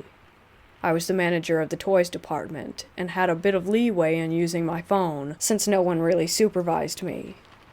I answered, and she was on the phone freaking out, screaming into my ear, and I could hear knocking in the background and couldn't really make out what she was saying. But finally, I made out a sentence. She was saying, "There's banging, someone's trying to get in through the walls." I left work and drove home and stayed on the phone with her the whole time, and at some point on my drive home, she left the house and started running down the street. I picked her up in her pajamas as I was driving back, and she again claimed that someone was trying to break in through the walls. She heard banging on all 4 walls of the bedroom. By this point, I was pretty certain I knew exactly what she was hearing, but I still didn't want to say anything about it. I wanted her to calm down, and I told her that it was just animals. I said that I had seen some squirrels going into a hole in the side of the wall and was afraid that we might have them in our walls. Of course, this was entirely made up, but it actually worked, and she did calm down. She didn't know squirrels could live in your walls, and I convinced her that this was the case, and I told her that I would call an exterminator in the morning and have them come out and check on everything. We went back to the house, much to my despair. My squirrel story had worked on her, but that was short-lived. The way our house was set up, we had a bathroom that was connected to our bedroom, but not by a door. just by the wall. So you had to leave our bedroom and the bathroom was the next room on the right. So the bathroom wall and our bedroom wall were the same wall. Makes sense? Anyway, we got inside, she went to the bathroom and immediately started screaming again. I went in there to see what she was screaming at, and it looked like a tiger had been clawing at the bedroom wall. The one connected to our wall. The wallpaper was torn off about 6 feet high, and there were large gashes in the drywall beneath it. Reminder, this is all about 4 days into having this lamb. At this point, we got in the car and I told her about the sound I had been hearing. Her initial reaction was that we needed to get rid of the lamb, but something told me that I couldn't. She wanted to just donate it to a thrift shop or something, but I had this weird sense of unease about doing so. I felt like we couldn't just get rid of it that way. Like someone had to know what it was and want to take it from us. I can't explain why I felt that way. I just did. At this point, we did what you probably would not expect, and we actually just lived with it. Like, this went on every day. We had rules about it. The first rule was that we never talked about it in the house. We never even mentioned it. We pretended that the lamb did not even exist. It was like that episode of Family Guy where they had a giant octopus living in the house and just no one wanted to talk about it. When we had something to say about it, we would always say, "Let's go for a drive," and the other person would know what that meant. The clawing at the bathroom wall was getting deeper all the time. Eventually, there was a huge hole in the drywall, and it was starting to claw through the drywall that was connected to our bedroom. That was when I really started to freak out. For about a year, we lived with everything. We just ignored it and pretended like nothing was happening. Every night, I sat with the grudge noise. Things would fly off of shelves, doors would slam. Straight up paranormal activity, BS, every single day. One of the worst ones was one of our pickled specimens jars just exploded. It was a bird that we had had for a while, and the mason jar exploded on the mantel in the living room. Glass went everywhere, and it took hours to find it all. The bird itself also completely exploded, sending body parts splattering around the living room. It was hell. And I had a few friends that I would tell about it every day when I came into work. Like, they would ask for updates on what the lamb had been doing, and I would tell them whatever freaky story we had for the previous day. It was a daily occurrence at that point. But then, it got to a point where we couldn't ignore it anymore. My girlfriend was breaking up with bruises and scratches almost every day to the point that it had started looking like she was self-harming. She had a lot of piercings and tattoos, so she wasn't too troubled by the pain, but didn't really enjoy having to wash the blood out of the sheets every day. When it got too much was when I was sitting in the bathroom browsing my phone and I heard a female voice say, "Hey, come here." So I finished my business and walked into the bedroom and said, "Did you call me?" And she replied with, "I was really hoping that was you." This is about 6 months in. At this point, it started talking. Like literally speaking. It had a little girl's voice. I know again, that's so cliche and stupid sounding, but it would occasionally speak, and we would hear it. We never responded to it. Everything we'd read on the subject told us to never, ever respond. We'd hear it at our door at night, saying things like, "Can I come in, please? Please let me in." At this point, you've probably tuned this out and chalked this up as some kind of excessively long, poorly written creepypasta, but I promise you, it isn't. Her whole family knew about it as well. All my friends did. Everyone knew about this thing. When we had friends come over, they would ask us about certain things that the lamb had destroyed, like, "What's up with the bathroom wall?" And we'd just respond by shaking our heads, and they got the message. Eventually, no one came to our place anymore. They all said that it freaked them out to be there and that they were terrified just to walk inside. Even her parents stopped coming over. Her mother wouldn't even drive down our street. Still, we ignored it. As best we could, anyway. Until one night, I'm sitting on my computer, and a voice right behind me says, "Hey." I thought it was my girlfriend, so without turning around, I said, "Yeah, what's up?" And the voice responded, "Nothing." Then I realized that it wasn't her voice, and I spun around, and nothing was there. I just broke the cardinal rule, and I talked to it. I shot a brick, grabbed my girlfriend, and told her what I did while we drove around in the car. She proceeded to call me an idiot for an hour and asked what we were going to do now. Finally, I decided to Google local paranormal investigators. We contacted a local agency and sent them an email with a more condensed version of everything I've just told you. They responded in a few hours and asked me to send them a picture of the lamb. That was the first time since the day we set it down that I had ever touched it again. I put it in the middle of the kitchen table, grabbed my camera, and took some pictures of it. I sent the pics away in an email and nothing. Until this point, these people had been responding to me in a matter of hours, and now suddenly, an entire day had gone by. Then 2 days. In those 2 days, everything had escalated tenfold. The house was never quiet now. The grudge noise could be heard outside of the house, and it never stopped. Half the electronics didn't work. The TV barely worked. It would flicker on and off. The power would go on and off. The taps would start running and then close. The garbage disposal would turn on. The doors were slamming and opening non-stop. It was completely out of control, and we couldn't stay in the house anymore. Mind you, I wasn't rich. I'm living on a Walmart salary here, but we got a hotel room. I brought a laptop, and I emailed the paranormal investigators again. They replied to me this time and told me the lady who answers the emails was also their, medium or whatever, and that when I sent her the pictures, she locked herself in her house and has refused to come out for the past 2 days. They told me they were sorry, but that whatever I had was out of their league. So great, right? My house is possessed, and now it's gone apeshit because I talked to it, and the paranormal investigators don't even want to mess with it. I contemplated calling a priest or something, but I'm not religious, and I didn't know if I would have to have faith in the Lord Jesus or whatever for it to work. I contacted another paranormal investigations company in the area and sent them the same pics and basically begged them for help.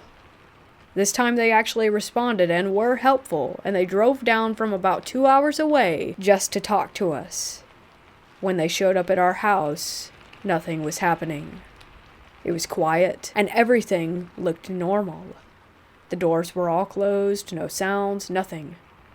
Worse yet, they busted out all these gadgets that I'm not going to pretend I knew what they did or what they were for. Some had lights, some made beeps, some buzzed, one made little lasers all over the house. They had recorders, microphone equipment, they saged everywhere, walked around waggling electronics at various locations. I don't know exactly what the hell they were doing, but I at least appreciated that they seemed to be trying. But they weren't getting anything. Nothing was happening. I even recorded bits of it on my own camera. Then all of a sudden, stuff did happen. My camera quit working out of nowhere. The battery just KO'd. All their noisy equipment started making noise, and something was over 9,000. There were 3 people, and they started talking to it like, "If you're here, give me a sign." And then they asked it to knock on stuff, and this went on for 2 hours. Eventually, they wrapped up, and the woman who was with him said that she believed the thing who was inhabiting our lamb wasn't a spirit. She said it wasn't ever a person, and that it was something else. She said that it was pretending to be a child to try and trick us, and the fact that we weren't being tricked was angering it. They left and told me that she would call me the next day. She said she knew someone who might be willing to take it. I couldn't fathom who would want this thing, but my girlfriend and I spent the night in the hotel room again, and I did indeed get a call from the woman the next day. She said that she had spoken with someone called John Zaffis, and that he was excited and wanted the item. I didn't know who that was at the time.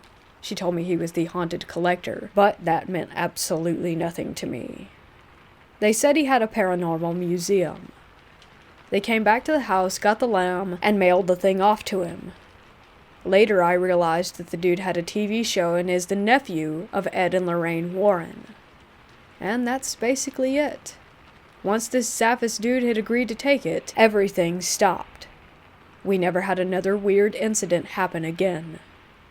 I never fixed the bathroom wall, though.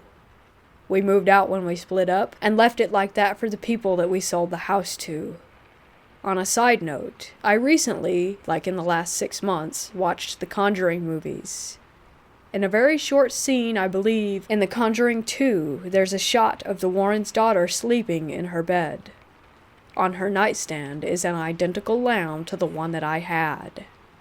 When I saw it, I almost started crying in terror.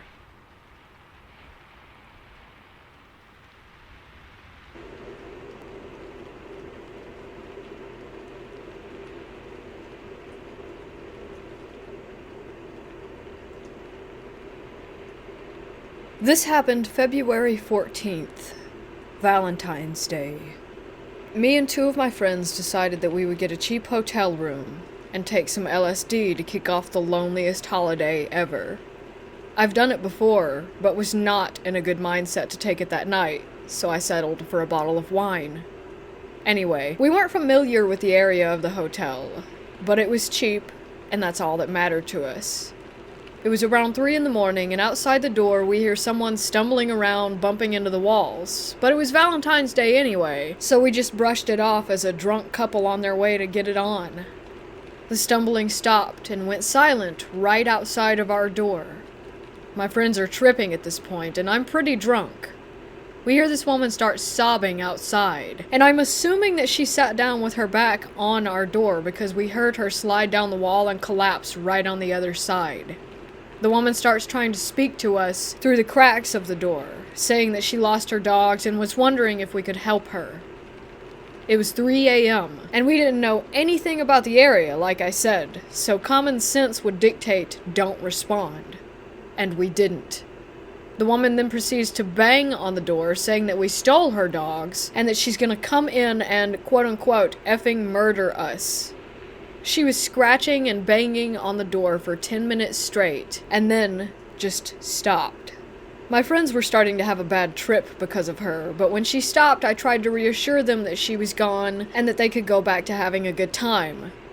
To prove it to my friends, I checked through the peephole to verify that this woman was indeed gone. But there she was, trying to stare right back at me through the other side of the peephole. I watched her as she stepped back and stood there, as still and solid as a literal concrete statue. She had her eyes right on mine. I doubt that she could see me through the peephole, but I was making dead eye contact with her. The woman then proceeds to start screaming and throwing her body against the door, which thankfully woke up our neighbors and they called the front desk. The woman behind the front desk comes and tries to get this woman to leave.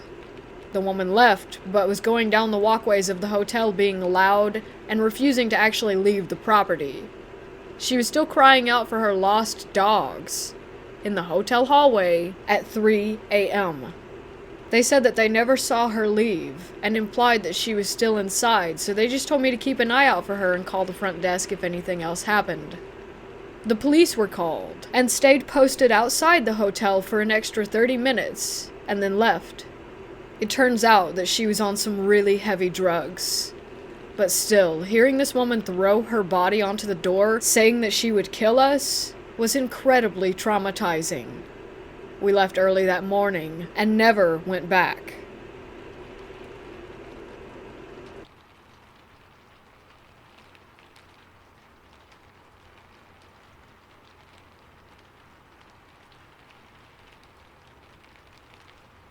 Just for backstory, I'm an 18-year-old college student, but I live at home with my mom and my younger sisters, who live at my dad's half of the time, because my university is in my city.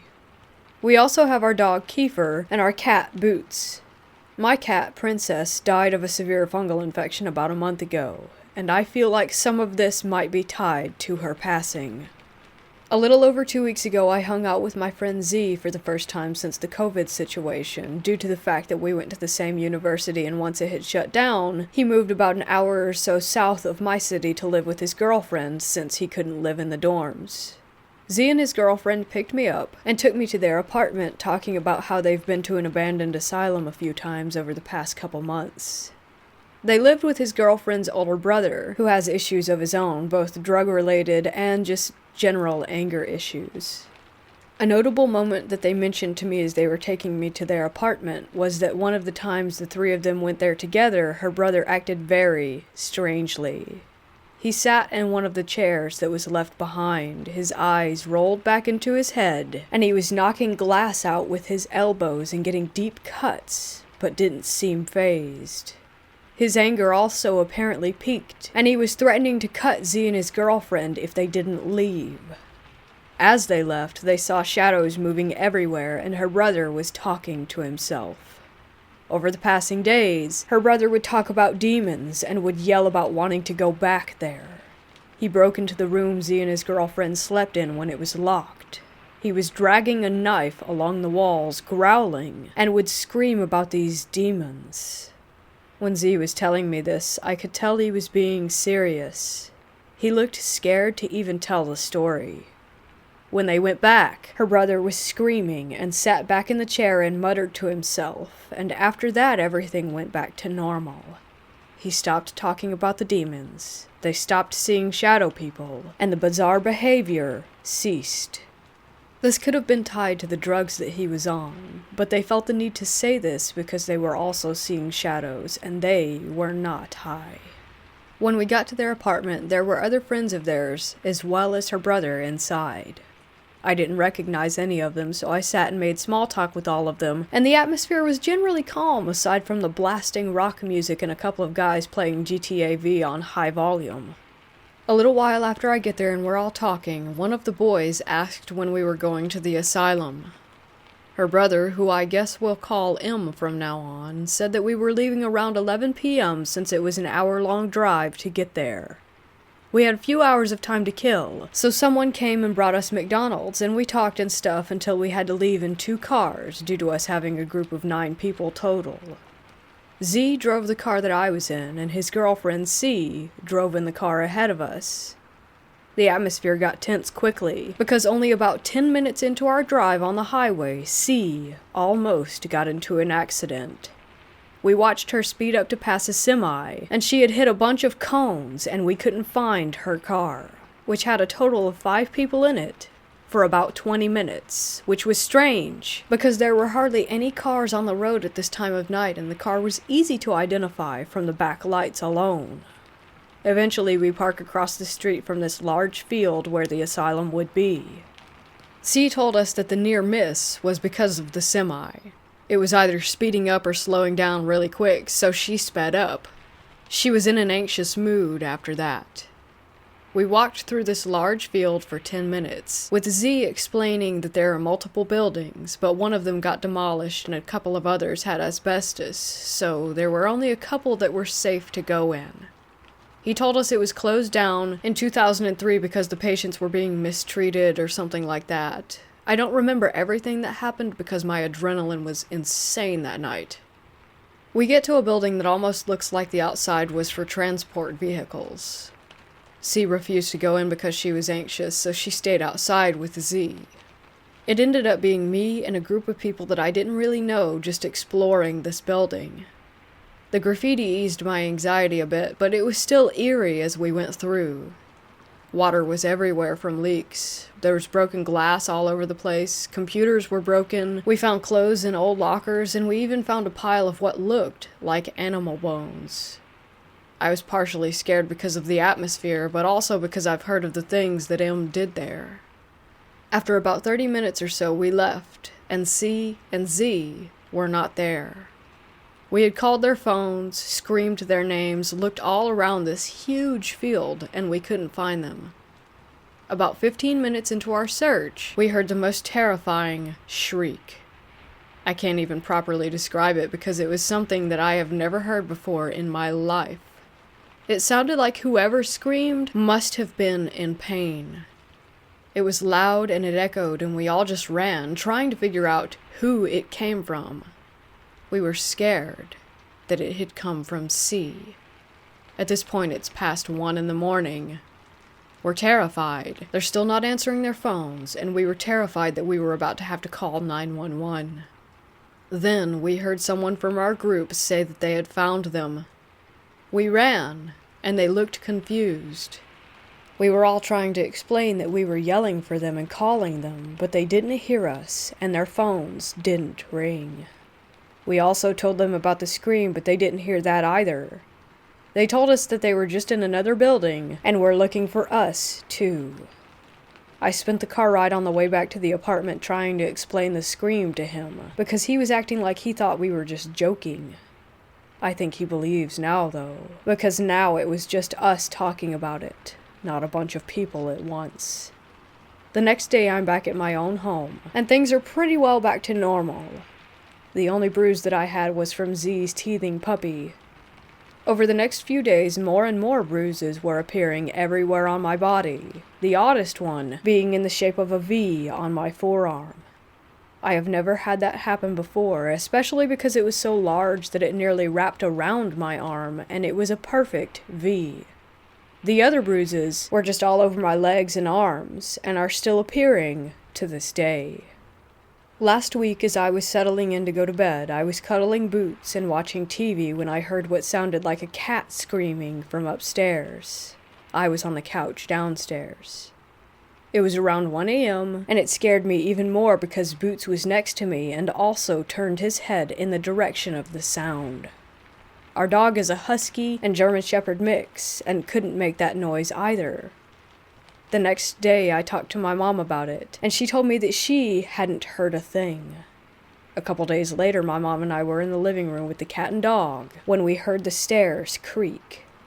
They creak whenever someone is on them, but you can tell who is on them by how loud they are, if that makes sense. We looked in that direction because it sounded like a cat was coming down the stairs, but nothing was there. Boots was right next to me, and Kiefer was on the couch. My sisters weren't home either. My mom told me that I should take comfort in the fact that it's probably Princess trying to let us know she's here with us. But ever since I went to the asylum, I've been really freaked out.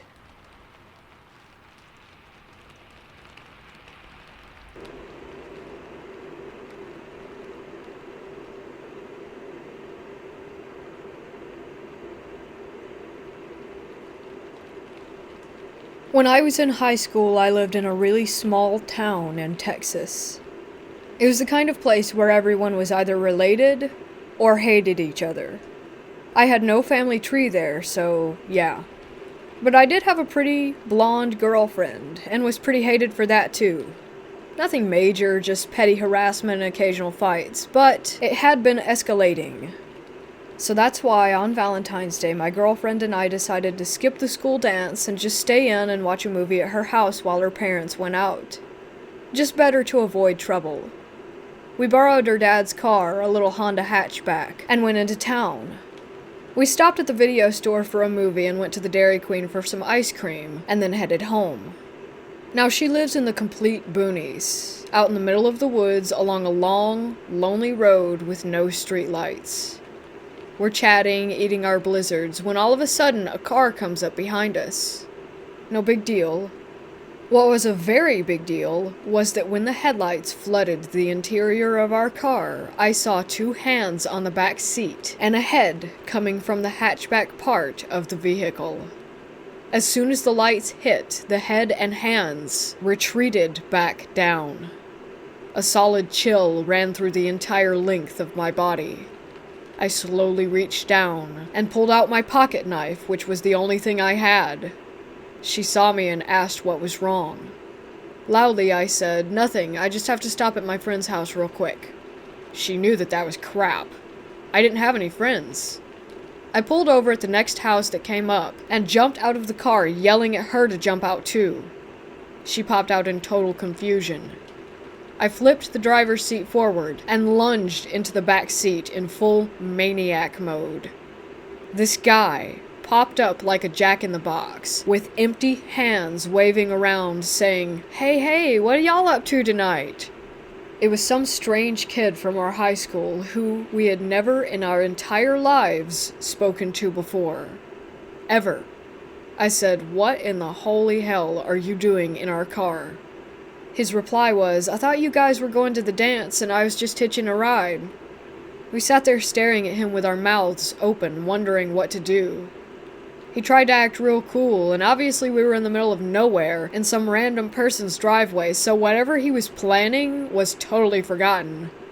We actually ended up driving him to the dance and dropping him off. The whole time he's telling us to come inside with him. Yeah, no. We dropped his ass off and noped out of there as soon as we could. After he got out of the car, my girlfriend started crying and shaking. She was so freaked out. I have no idea what he was trying to do when the lights caught him crawling out of that hatchback. I hated that high school.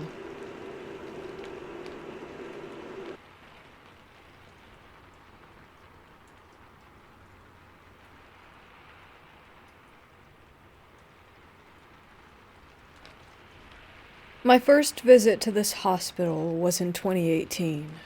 After searching for the address for a while, I came across one that looked accurate enough and went on my way to that lost place with a friend of mine. We arrived, astonished by the size of the complex. I didn't do a lot of research before that. I just knew that it used to be a hospital and was built during World War II, and by the address, it seemed legit. On our way down from the parking lot to the lost place, our excitement was growing, but so was our anxiety for reasons that we just couldn't ascertain. We make our way onto the complex at the part where the main entrance was before, and the air felt really dense. My friend felt the same way, but we brushed it off as just being a bit nervous, just ourselves, and we started to walk past some buildings at the entrance, completely focused and being amazed.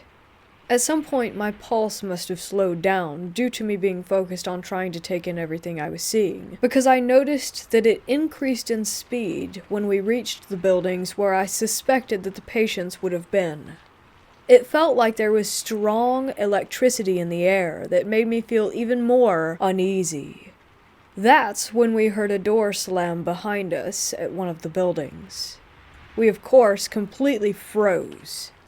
The sound came from a building that was pretty far away from us, and that sound was very loud. There was no wind at all that could have caused the heavy doors to slam like that. The trees weren't moving, nor did we hear anything else. Just one door that decided to slam shut on its own. We nervously chuckled and decided to move closer to the exit. I asked my friend if I should record this visit on my phone, and she agreed. We both turned on airplane mode and went on our way. Whether it was due to our anxiety, or us being too alert, or something actually being there, we would turn around or stop walking at the same time, asking the other if we had heard that sound.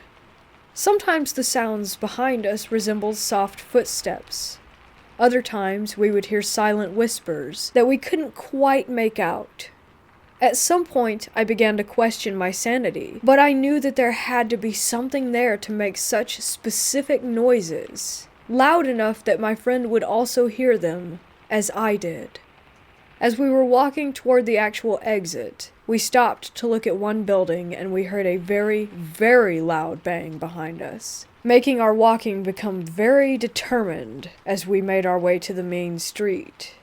The bang was accompanied by other sounds that we couldn't define back then. Fast forward and both of us are at my place. We grab individual headphones and start to listen to the recording. And boy, was that some weird stuff. We both enabled plane mode before I hit the record button, but there were so many disturbances in the recording, distinct sounds like someone coughing, whispers, with clear vowels, that we couldn't quite make out the full words to. A woman's voice going, shh, breathing, and bleeps. I have to admit that we were freaking out a lot. I was almost crying because I found it to be so chilling. The thing that baffled us the most was the loud bang that made us leave. I swear to you, it wasn't there. At all. Not the bang on the recording that startled us so much that made us leave the place, but silent sounds? You can hear us being startled and agreeing to leave immediately, but no bang could be heard on that recording, and it's still not there. I held my phone the exact same way that I had been since I started that recording. I didn't put my clothes against one mic. The mics weren't broken after a test recording that we did. So there should be a banging sound, but absolutely there is not. And I have no clue why that is the case. That hospital is a really special place. From later experiences there, I have come to possible conclusions as to what kind of paranormal things occur.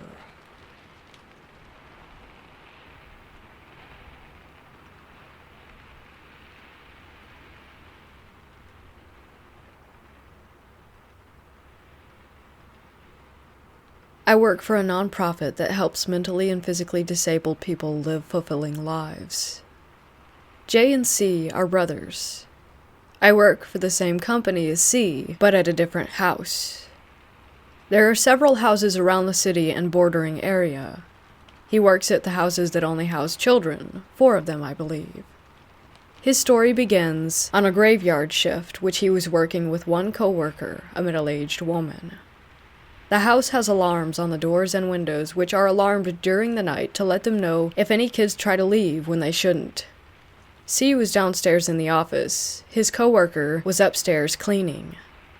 Suddenly, the alarms in the house went off, every door and window. He sprang up, assuming that the clients were planning some mass breakout, as he would later refer to it. He yelled up to his coworker to head out one door. He went out the other, frantically looking for whoever was outside. He saw one client standing beneath a tree, but apparently not in any hurry. He thought he recognized the client to be someone we'll call B.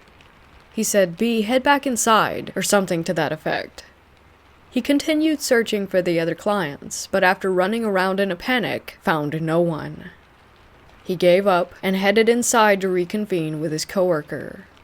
He said he found B, but no one else. She stunned him when she revealed that everyone was inside, never having left, including B. He said she must be mistaken. He was just outside beneath a big tree in the backyard. She had fear on her face when he insisted this. She explained how what he saw was in fact what staff of that house referred to as white dress, a ghostly woman wearing all white that seems to reside on the property and is often seen under that tree. Needless to say, he was surprised and confused, and definitely creeped out, but the story doesn't end there. Sometime later, a client from another home whom C was very close to sadly died. He was sick for a while, and C was present for his final breaths in the hospital. He was wheelchair-bound when he was alive, and later a client at the white dress home needed a wheelchair temporarily while recovering from a slip and fall accident. They brought the wheelchair that used to belong to K. Right away, B began fixating on it. When it was no longer in use, B would take it for his own enjoyment. Staff took note of this, and couldn't explain why he loved it so much. He would take it outside to a small hill, push it down the hill empty, and then return it to the top and do it again, over and over. B is nonverbal, in that he can't speak with spoken language, but he does understand speech and communicates using gestures. One useful gesture has him select staff's right or left hand in a sort of this or that conversation. For example, I could hold out my hand and say, "B, do you want tacos for dinner?" Identify it as my left hand option. Or do you want burgers for dinner? Right hand. And then he would choose.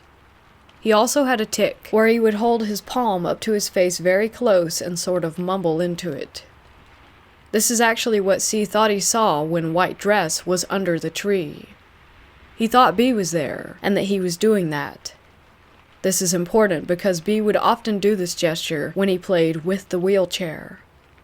Staff got curious and thought that they might be able to determine who B was talking to and playing with in the wheelchair. They posed a sequence of this or that questions with fake names. B. Who's in the wheelchair? Is it Michael or Emily? No response. Is it James or Samuel? No response. Is it Stephanie or Teresa? Again, no response. They did this a few times before inserting the real name. Is it Kay or Jen? Right away, he selected the correct hand. Everyone present was shocked. According to C, he was the only real link between Kay and this house. B and Kay didn't know each other, and he didn't believe anyone talked of the previous owner of the wheelchair, so he can't explain how B seemingly knew Kay's name. This story still doesn't end there, however. For reasons unknown to me, C took the wheelchair home for a while. Maybe it was a keepsake. Regardless, he brought it home with him and weird things started happening around his house. C and J, like I said, are brothers. They live in a big house and rent it out with their girlfriends as well as 2 others. One day, everyone was out except for J as well as C's girlfriend. Both of them claimed that the door to C's room slammed much too loudly and hard to be explained by wind, especially since no windows in his bedroom were open. This happened a few times while the wheelchair was there, which is made more interesting when you know that Kay would often get C's attention by slamming doors.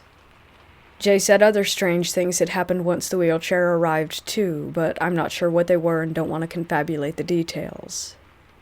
I do know that he claimed to once hear someone calling out his name, but no one was home except him. As I said in the opening of this post, both J and C were and still remain skeptics. They agreed that these events are all strange, but ultimately they aren't convinced. I too am what I call a hopeful skeptic. I would love for any sort of paranormal subjects in the world to be verified, but I guess I just need to see it myself to believe it.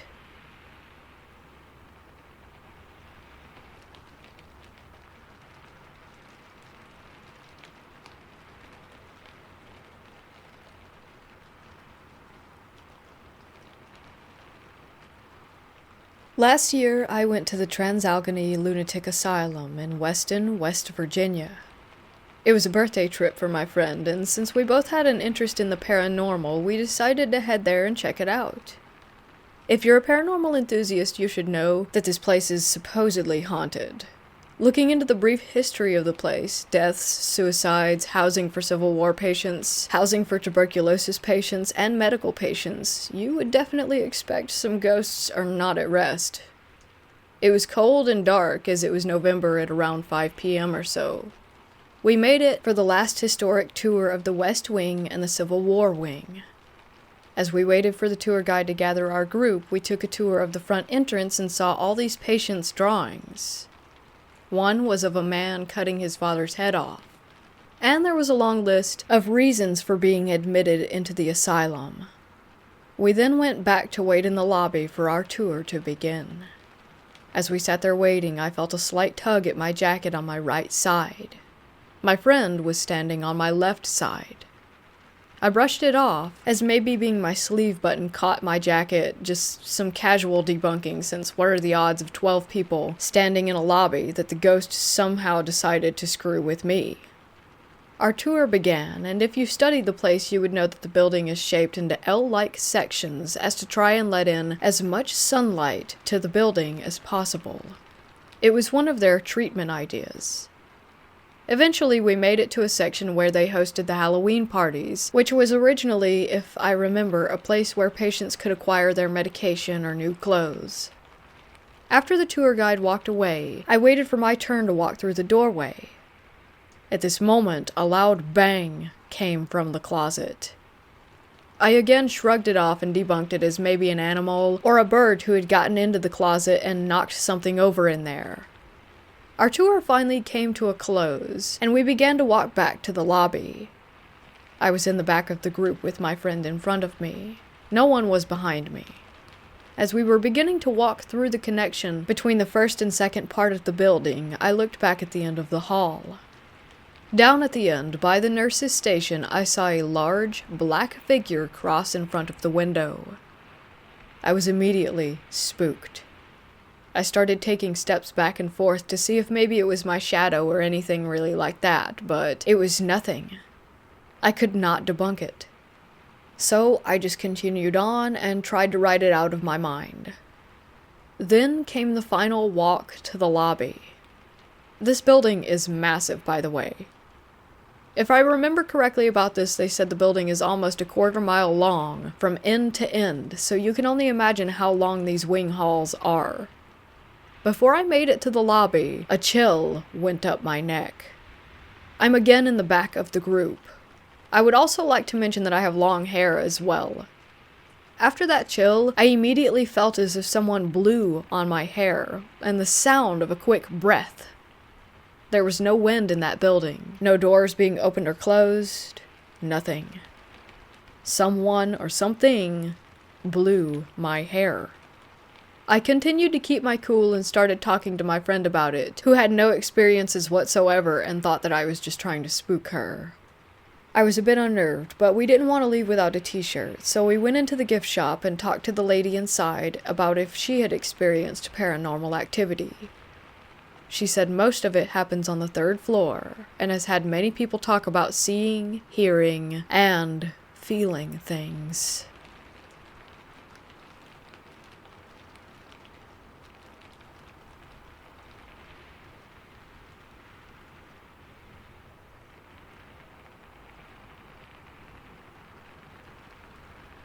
This happened in 2011. Back then I was very engaged in political activism, and I ended up organizing an Occupy movement in the city I was living in, along with some other fellows. We camped in a downtown square for about 4 months, and throughout this period a lot of people came in and out. By the 2nd month I had to travel to another city where my parents were living for a week. When I came back to the occupation, there was a guy living there that had arrived exactly when I had left. He had somehow already had some respect from other people in a very short period of time. He was tall, blonde, long hair, a bit hippie, had a profound voice that implied self-confidence. He had by some means a strange aura. But okay, no big deal, seemed like a cool guy after a while. Over time, he became my friend, and we ended up having long conversations about pretty much everything that interested me and vice versa, like occultism, magic, UFOs, etc., until he brought up the vampirism subject, which I was not familiar with at the time. He explained to me some stuff like that vampires were basically normal people that could manage their own life force, and apparently they have been misinterpreted since always. He told me that there were some secret vampire groups, small ones, that preserved the rituals. There was no blood-sucking thing going on, as he said that blood was an analogy to life force. They were not actually sucking it from people, but they could indeed take somebody's life force. But more important, he said, was to know how to use your own. The conversation finished there. The whole thing seemed fascinating to me, and after a while, we went to sleep. Some days later, here's what happened. My house was quite close to the occupation, and once in a while some of my friends would often ask me to use the bathroom or to have a shower, and then this guy asked me the same. I said yes, no problem at all.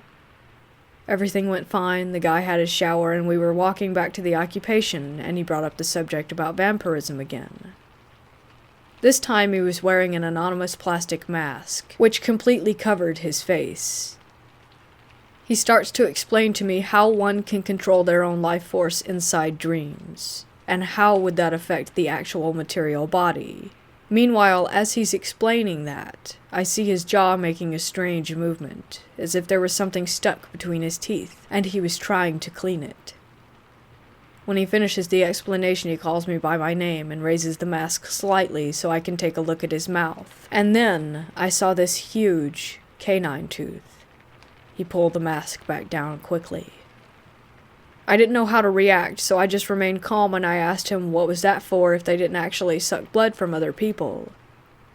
He told me that it worked out as a sort of antenna to capture different vibrations, and he managed to construct it by molding his life force into that shape inside his dreams. He asked me if I would be interested in doing the same. I told him that it sounded interesting, and he just left me to think about it. We arrived at the occupation as if nothing had happened. I didn't see any strange movements by his hands trying to insert a fake tooth into his mouth, or trying to remove it after. The sensation I got was that he pulled the tooth out by a jaw movement.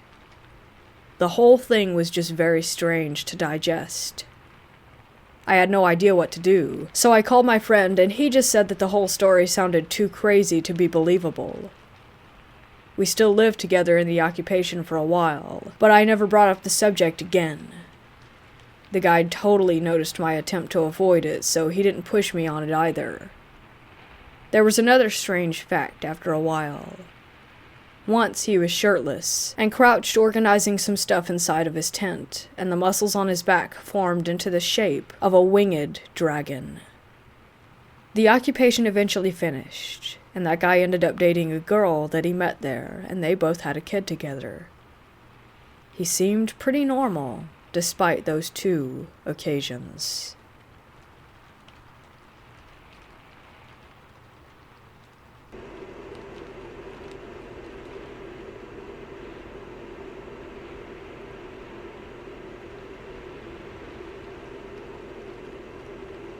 My boyfriend and I were big fans of nautical history, so we decided to spend our Valentine's Day in 2007 on the Queen Mary. As I'm sure most of you are aware, it's reported to be haunted. That was also the kind of thing that appealed to us, but mostly we have BAs in European history, so it was just cool in general. Anyhow, we got a historical suite, meaning that it was mostly like it had been when the ship was commissioned aside from an old TV. The first night, Valentine's Day night, when we stayed there, we both woke up to what sounded like the drawers of the built-in dresser being opened and slammed shut repeatedly. We're both not the types to freak out and run, but I can't really say why we were both so low-key that we just acknowledged that the other was okay and eventually went back to sleep. Mainly because it was truly alarming at the time. Maybe we just trusted that if we were both okay, that everything else was okay? I really don't know. But then, we didn't know the history about the room. The next day, we went on the ghost tour. Turns out that we were sleeping in the second most haunted room on the ship. The room next door was Churchill's suite, where he planned battles during World War II. While we didn't experience the cigar smell that many have reported while staying in that room, it was still interesting that without knowing our room was known to have paranormal events happen, we did have an experience. We had some really weird camera malfunctions in the engine room, as well as creepy, aggressive feelings in an old museum room on the ship, which we only found because we tried to get into every unlocked room that there was. It honestly felt like someone was creeping up behind our backs. But again, just feelings, so shrug. Anyway, that's my Valentine's Day ghost story.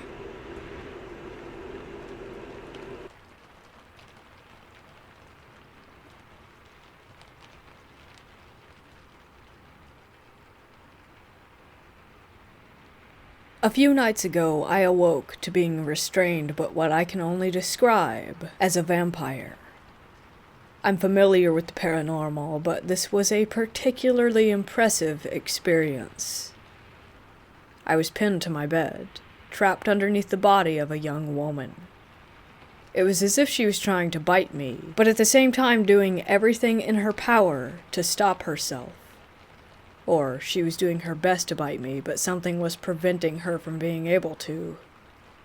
She was struggling and jerking, breathing rapidly and kind of growling and snorting. The way she was moving, it was almost as if she was on fast forward. Her teeth were grazing my neck with her mouth wide open. I could feel them against my skin, but was sure that they never penetrated. I was unable to break free and struggled in fear, but realized that I couldn't get away, so just gave in and embraced her. When I embraced her, I found that I actually felt an overwhelming love, despite the disturbing nature of the experience. I had a very clear image of what she looked like. She had long, wavy hair, and somehow resembled myself. I could also feel her intention. Even though she was doing something violent, it was clear to me that she was good at heart. Eventually, because I was alternatively struggling against her, I did break free, and she disappeared. I had a similar experience to this around a year ago where I awoke to a dark, humanoid shadow being standing beside me, manipulating my energy. That being, however, I felt was inherently evil. This vampiric entity, on the other hand, didn't give off a sinister vibe. It just seemed to me that she was trapped in some kind of karma, unable to control herself. I know about the sleep paralysis demon phenomenon, and that there is supposed to be logical explanation for these occurrences. Honestly, I completely disbelieved in anything supernatural for most of my life. After everything I've experienced, though, it's impossible to deny that these kinds of things are real.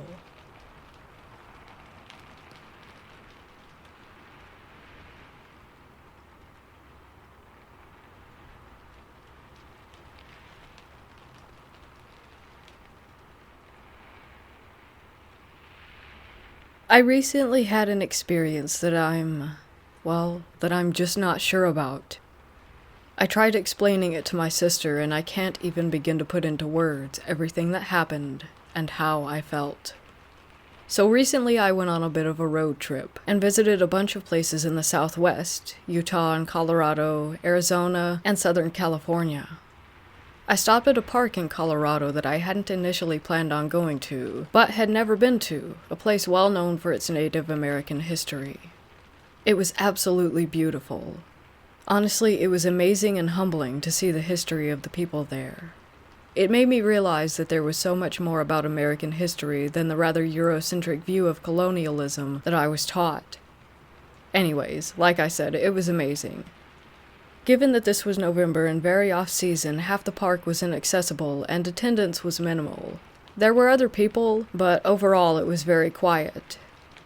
I had been viewing some building ruins atop the mesa, one huge multi-room building, and not that far away another large building with a very large kiva in the middle, and on the southern side of the building, number 2, was a solstice carving on the wall. I was walking around the smaller solstice building, as there was a couple walking around the large building, and I enjoyed the quietness of being alone. And when I went to the large building, they went to the solstice building, and then they left and I was going back to the solstice building to get some more pics of the solstice marker. I was now alone. It's hard to describe exactly what I felt and how everything went down, but I'll try. It was a pretty nice day, temperature in the upper mid-50s. I'm from the Midwest, so that's still shorts weather to me. Some light, small clouds, but not many, pleasant breeze, and a few birds chirping away, and more than a few chipmunks all over the place. As I walked around the solstice building, everything just became still. Like the wind stopped, the animals went silent and disappeared. It was just weird. There was a large, darkish cloud that came kind of out of nowhere and just hung there. There was a weird heaviness all over. And then there was this smell like what I thought was just a dead animal. Like that sickly sweet smell of rotting meat. I assumed that there was just a dead deer or rabbit or something nearby that the wind had been blowing the smell away, but the wind was gone and everything was just still and heavy. As I reached the solstice marker wall, I noticed that on top of the wall, mind you, the walls are only 2 foot high or so, there was a piece of pottery. I swear that this pottery had not been there before, and it wasn't there in any of my first set of pictures looking back. It was a large, broken piece, but now that I think back, it was really clean. The blacks and the whites were incredibly clear. I went and picked it up to get a closer look, and it was really beautiful. A kind of stair pattern and then an angled set of lines. It was really pretty, but it felt off, oddly heavy for its size. I wanted to keep it, and I wanted to take it, and just kept staring at it for what felt like, God, it's so hard to describe how I felt, but the time stood still, and all I wanted was this pottery. Even now, thinking about it, I still get this weird, longing for it. As I held it, everything was just silent and heavy, and that smell was just so strong. But suddenly, there was this huge raven out of nowhere. Legit, it was on the wall like 5 feet away from me, and it was the largest bird that I had ever seen in the wild. This huge raven just cawed and flapped its wings, and I kind of snapped back to reality. Honestly, it was bigger than a friggin' condor. Its body was easily 3 foot tall, and its wingspan was just massive. I put the pottery piece down on the wall, back where I picked it up from, and just looked at this bird, and the bird just looked back at me, and I turned and walked away.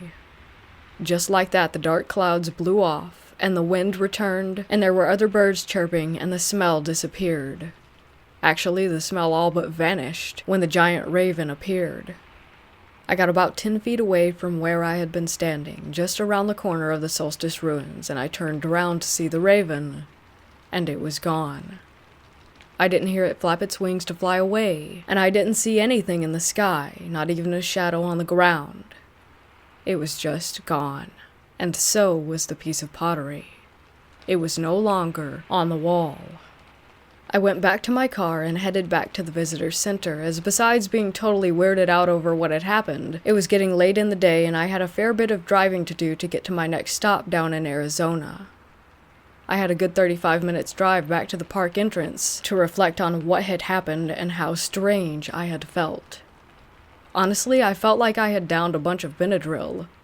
I was so foggy until the raven showed up. Even now, I just really can't explain everything that I felt. When I got to the visitor center, I was the only person in the visitor center proper besides the employees, and one guy was just leaving as I entered. In the gift shop, I was getting a mug. I get a mug from each park I visit, and was talking to the park ranger and the cashier, who was an older American Indian woman, about how awesome that the park was, and how I wished that I had learned more about these cultures in school, etc. when I told them about the piece of pottery. I also said something like, "Oh yeah, up at the far view sites, there's a dead animal too. When the wind dies down, you can smell it." And the park ranger and the cashier quickly looked at each other, and then back to me. The cashier asked me if the smell had come before the piece of pottery, and I said yeah, that the wind had stopped and that the animals were all quiet, and I basically told them everything I said above, minus the intense urge to steal the piece of pottery, and they just looked at each other a few times and kept quiet, except when I told them about this huge raven and how it appeared. The cashier let out a gasp. When I finished my story, they had a few questions about the timing of things, how long everything lasted, and in what order everything had happened, and they asked me to describe the pottery and stuff, and all of a sudden the cashier said, "Would you like some tea?" I love tea and was like, "Yeah, actually that sounds wonderful, thank you," and she went and got some. The ranger and I walked back towards the employee break room down the hall past the artifact restoration exhibit, and she asked where I was and what I knew about the area, and I told her about how truly minimal my knowledge was about the native cultures, even those closer to my Midwestern home. When the cashier returned, she handed me a cup of sage tea, and she asked if I was honest about what had happened. I was really confused, and said yeah, and she told me to drink. The tea kind of tasted like a no-salt vegetable stock. I wished then that I had had some honey and lemon. Then they told me about what they think that I had been near. Apparently they hear a few different stories concerning Skinwalker activity throughout the year, but none where someone sees the raven, and that's why they're telling me this. The cashier proceeded to tell me a bit about skinwalkers and how sometimes they curse objects to lure unsuspecting people in. She also said that the fact that the raven had appeared and removed whatever enchantments that I felt was very important, that someone greater than us was watching out for me at that moment, because even though skinwalkers can choose many different animal forms, they would never appear as a raven due to the spiritual importance of these birds. She said that if the raven appeared to me, they could share certain information with me that they would never share with anyone. She told me that the sage would help cleanse me of any remnants of the skinwalker's tricks, and suggested that I see a shaman. I had already finished the cup of tea and was getting a little freaked out, but oddly felt more calm after hearing her speak, and I thanked them and left. I tried not to run to my car, but walked very quickly and got out of there. That night, and a night or two later, I had some very vivid dreams, but I can't remember anything of them, which is odd. I usually remember my dreams when I wake up, at least long enough to write them down. But these dreams, even though they woke me up, I couldn't recall them. I don't really know what happened, or if they were just pulling my leg. But once I got home and really started looking into these things, I kind of feel... I don't know. I feel like I'm crazy, because I can't rationalize what happened. Even when writing this, I realize how insane it all sounds, and I still can't even fully describe it. How weird everything got. It's just hard to put it into words.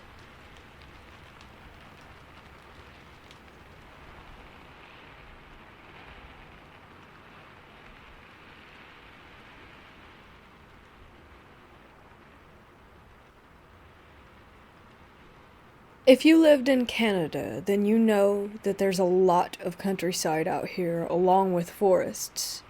Most of the abandoned buildings you might come across are found there. I was 16 when this happened.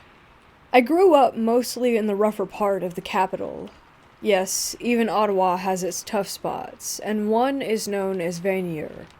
While it's no Detroit, it's still where most of the poor, along with other drug addicts and homeless, live and stay. I've been through plenty of stuff that a lot of people would say is scary, but this is something that still to this day, at 21 years of age, does not sit well with me. I was with my buddies at a warehouse of sorts. It was pretty deep in the forest.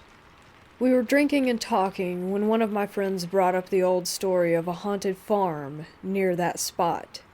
He went on about how the guy who got him in brought him there to scare the crap out of him. I want to add that when they went, he did confirm that his friend was the one who was messing with him, but he still said that something was off about it, so we started making jokes. And then I made a joke that got him really serious. I think I said something along the lines of, "There's a ghost in there with Betty White making a porno." He then looks me in the eyes and tells me, "No, something is messed up in there.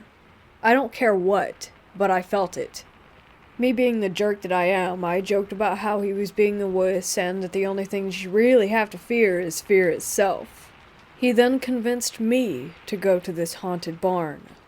In retrospect, I should have just shut up right there and then. Next thing I know, we're heading to the barn.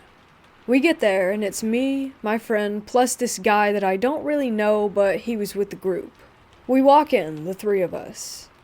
Me and the other guy start loudmouthing, right? Wild stuff like, "Hey Casper, what's poppin'?" and "First spirit that comes out gets bopped on sight." I'm not joking when I say that we get halfway in when these heavy doors shut on us. Those big barn doors, the old ones that took some effort getting them open in the first place, let alone having them swing closed like that. We go to push them open only to find out that they were stuck. So we immediately turn to my friend and start grilling him over trying to trip us up over some fake ghost crap, while Random that was with me starts turning on his flashlight on his phone. I'm asking where our mutual friend is, who I thought was helping him, until I noticed my friend is straight tearing up, which causes me to start freaking out. And I mean freaking out. I'm banging on the door, trying to get homeboy to help, while Big Homie is acting like a statue. I get a weird feeling on my shoulder. I start to freeze up, and all I hear to my side is "scared," as if it were some kind of taunt. I spin around, seeing the same scene as from when I had started freaking. The guy pushing on the door, my friend staring off into nothing. As I'm asking if anyone heard that, the guy pushing the door starts spazzing, saying something in Spanish, I think. I grab him, telling him to calm down, while he's giving me this look like he just got shot. I'm sitting there trying to snap him out of his funk. Then my friend starts ramming into the door over and over really hard. I thought he was going to hurt himself. It was dark.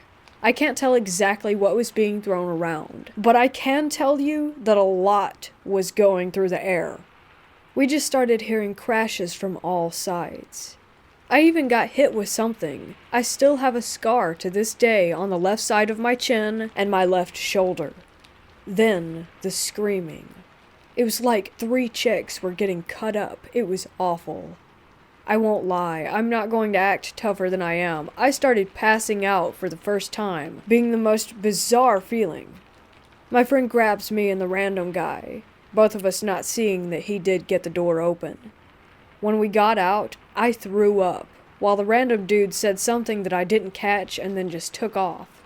My friend and I looked at each other and started walking back. The entire way he was explaining that he had no part in this. He kept swearing it up and down. I kept ranting about how that this was impossible, and that there was no lock on the door, so how was it even locked? And that caused him to freak out more. I had to go to the doctor to get stitches for whatever it was that flew into me while we were in there. When I told the doctors what happened, which I had to say what happened, but really I should have just made something up, because it could have been anything. And when I told them what did happen, they looked at me as if I were crazy upon my explanation. They actually made me go and see a shrink for a bit, due to my outlandish claims. After a while, they let me off the hook, thinking that I wasn't crazy. All I know is that I was sober that night. Last time I checked, 2 beers don't make you trip out. And random dude is refusing to tell us why he was screaming. Now, for a bit of comparison, when I was 15, I had a shotgun pointed at me and then pressed into my stomach, being threatened that they would pull the trigger. But that's simple. I'm about to get blown up, and that's gun plus angry dude equals body.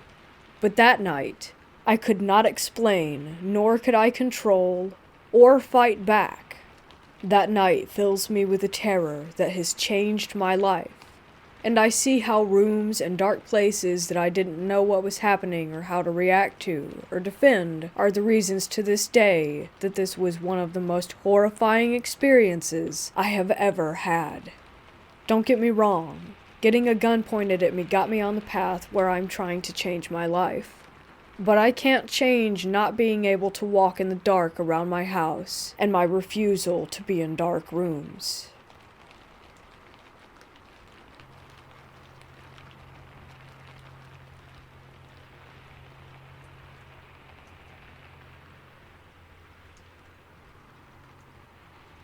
This happened in January of 2016 when I was in my late teens. This story keeps coming up amongst my friend group, and something about it kind of bugs me. I have no clue what I really saw. I just know that it seemed paranormal, and not anything that could be explained. I live about 2 hours away from an abandoned campus that was used as both a tuberculosis hospital and an asylum until the 1990s. I didn't really research it, nor did I believe in the paranormal at the time.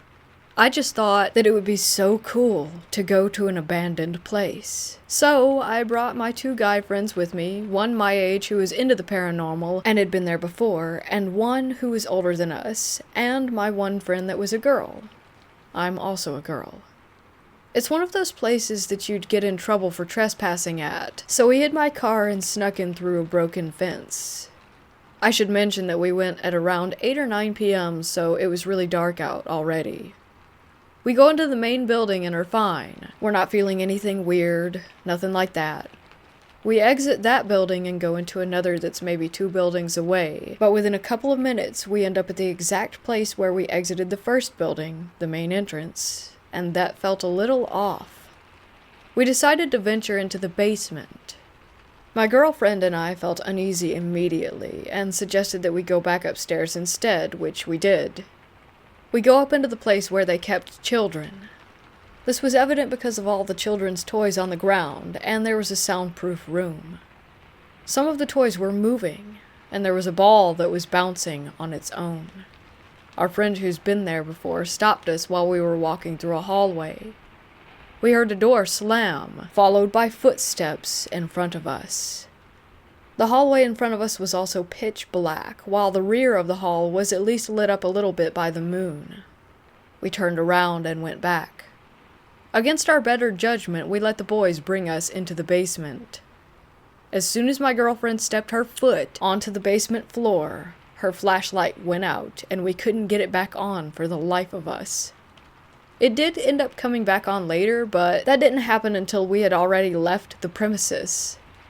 Anyway, my phone that was at 80% immediately died.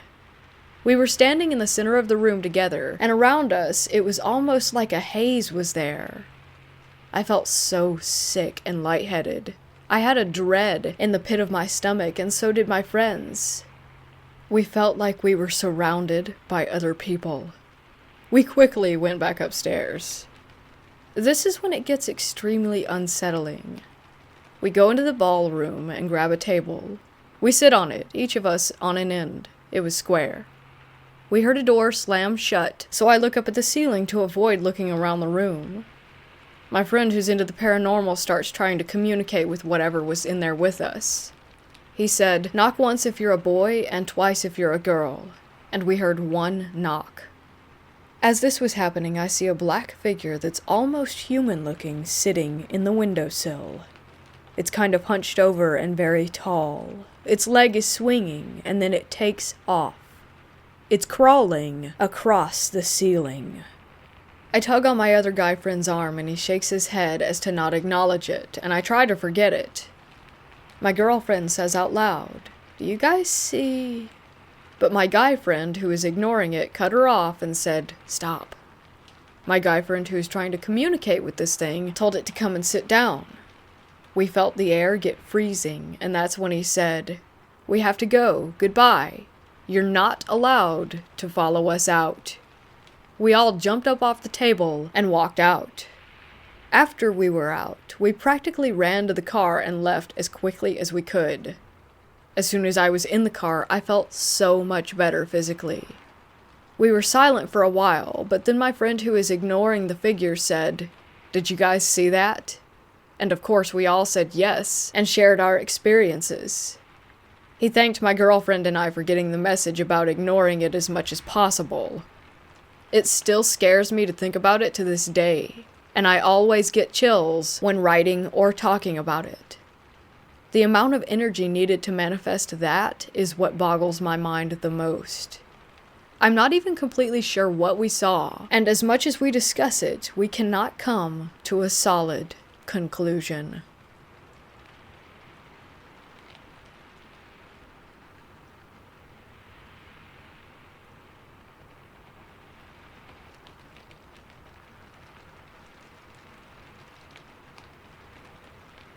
I went ghost hunting with a friend at Rolling Hills Asylum in East Bethany, New York. The whole operation of ghost hunting at this place is actually pretty interesting. They give you a quick tour and let you go around hunting on your own, allowing you to bring your own equipment, rent theirs, or sometimes borrow theirs. Now, there is a fairly large amount of people, but plenty of ground to cover, so it was rare to be bunched up too much. But we always kept in mind others when investigating on our own. Primarily, the equipment that I was using was pretty mundane. Flashlights, audio recording on a Samsung Galaxy S6, and a Nikon Coolpix. Rolling Hills used to be a poorhouse near Batavia, New York. It is located in pretty much the middle of nowhere, surrounded by nothing but fields. Outside disturbances are minimal, which is great. The place is old, no doubt. Bugs get in, and field mice and rats are no doubt common. The grounds took in people with mental disabilities, the physically ill, the poor, and later it served as a senior living facility.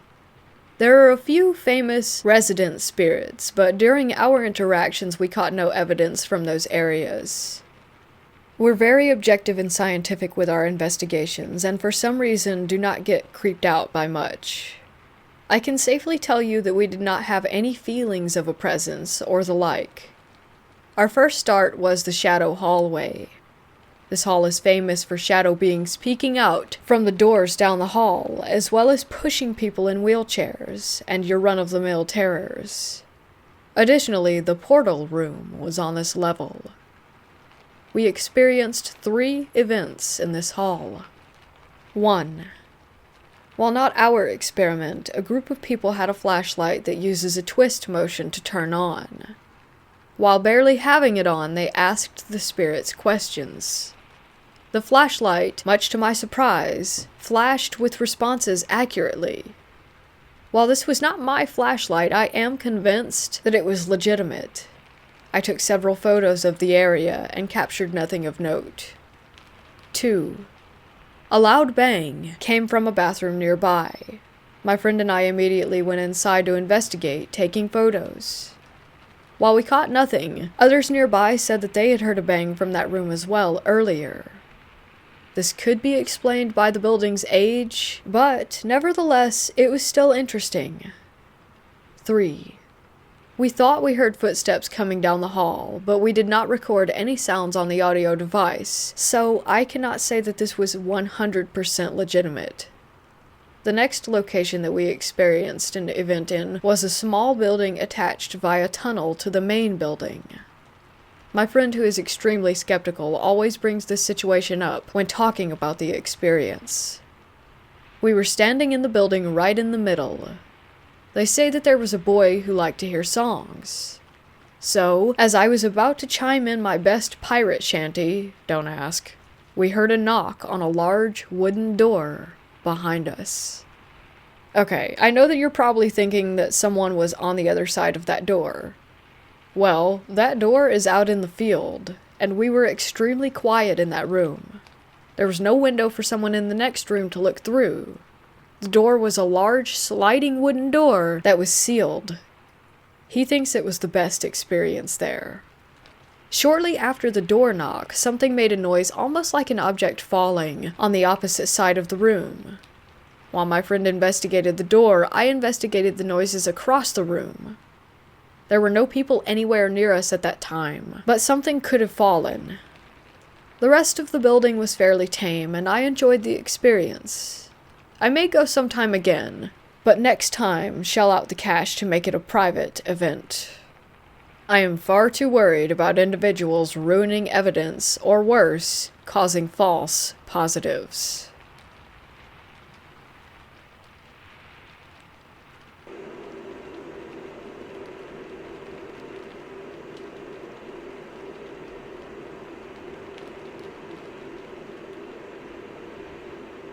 Before I begin my story, I'll give you a quick summary of the location where this happened. At my middle school, in the other half of the building built in the 1950s at some point. All the classrooms have little windows next to them. My reason for bringing this up is a horrifying event that took place during my 5th class today involving one of these said windows. I walked into the classroom and set my stuff down, preparing to ask the boy next to me named Cameron if he had a pencil. As I was about to open my mouth, I heard a loud smacking sound followed by a crunch, followed by a shattering type noise. Sort of like when you drop a box of pencils or markers. All of a sudden, I was deafened by screams of shock and agony. My classmates were now in the hall, shocked by something just barely out of my line of sight. I walked into the hallway with them.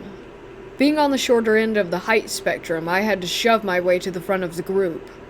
What I saw next will haunt my dreams for the rest of my life.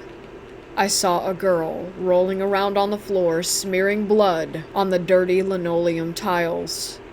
At first I couldn't tell what happened, but I got the picture after a few seconds. This girl was a special needs student. After being rejected by a boy in her class, she went completely ballistic and without thinking had punched one of the windows next to a neighboring classroom's door. There was broken glass and blood everywhere. Thankfully, the classroom next to ours is vacant, and no one was in there at the time of the incident. After about 10 minutes, teachers got the situation calmed down. The girl was completely insane and tried to fight the man who came to help her. The school ended up going into a lockdown. She had to go to the hospital, and even though no one really knew her, we were all in legitimate shock by the horrible scene. I really hope that she's getting the help she needs, and hope that she doesn't have a fistful of glass shards. I've seen some really crazy things at my school, but that might have been the most messed up thing I've ever witnessed.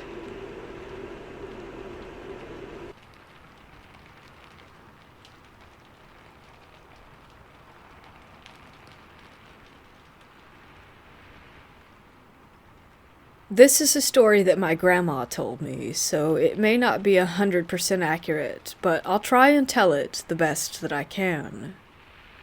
More than 70 years ago, sorry for not knowing the exact timeline, my great-grandfather died of a heart attack. He was, of course, buried like any other person. Here we have a tradition that every 5 years we lift the remains of the deceased, and the family can decide if they should put the body somewhere else or leave it there. This is mostly due to the empty spaces in the graveyard if the deceased doesn't have any family. So they raised my great-grandfather's remains, but the weird thing was that he had not decomposed. He looked exactly as if he had just been buried. After 5 more years had passed, they went to lift his remains again, but this time, the coffin was empty. This is not how the story ends. 10 years after all this happened, my aunt, that was 8 at the time, was home alone one day, and she heard a strange noise in the house, so she went to investigate. In the kitchen there was a strange man who looked at her and said, "Don't be scared. I just came to see my first granddaughter." And then he disappeared. Later that day she told her parents, and after describing the man, they went to get an old photo album, and she identified my great-granddad. When my grandmother tells this story, she tends to omit the last part that my aunt told me. According to my grandmother, the priest probably sold my great-grandfather's corpse because it wasn't decomposing, and she says that my aunt is lying about having seen him.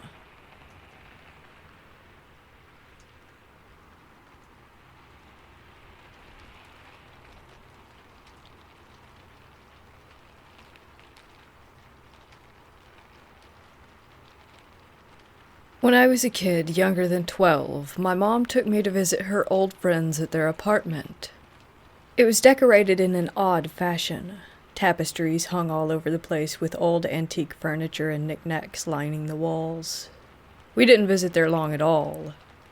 On our way out the door, my mom pointed out a statue that they had in their living room. It had a beard, eyes that looked straight ahead, and a walking stick that connected to the base of the statue. It was about half my height, hand-carved solid dark wood, and was sort of tribal-looking. I remember thinking, I really hope they don't offer to let her have that thing. It's scary. And, of course, they gave it to her. I felt uncomfortable sharing the car ride back home with the statue. My mom was raving about how cool it was all the way there. I couldn't have been less happy. After we made it back, she placed it down next to the fridge in the kitchen, right outside the entryway. That sucked because our kitchen was the center of our house. Anywhere you wanted to go, you usually had to walk through the kitchen. So I told my mom how much I hated the statue, and how I really hated the idea of it being there in particular. My mom told me that I was just being silly, so there it stayed. I didn't get a wink of sleep that night. I couldn't stop thinking about the statue being on the other end of the house, and it terrified me. It made me feel unsafe. I don't know what I found to be so threatening about it, but the next day my grandmother agreed with my feelings. She told my mom that the statue made her very uneasy, and that it had a negative energy. My mom told her that she was overreacting, and that she wasn't getting rid of the statue. I felt constant anxiety. I would often refuse to leave my bedroom in the morning after having violent nightmares involving the statue. It was always something along the lines of the statue becoming animate and stabbing me to death with its walking stick. When I walked through the kitchen, I would literally push my back against the wall and edge around the room to avoid getting near the damn thing. In time, even my mom's friends agreed that it kinda weirded them out too.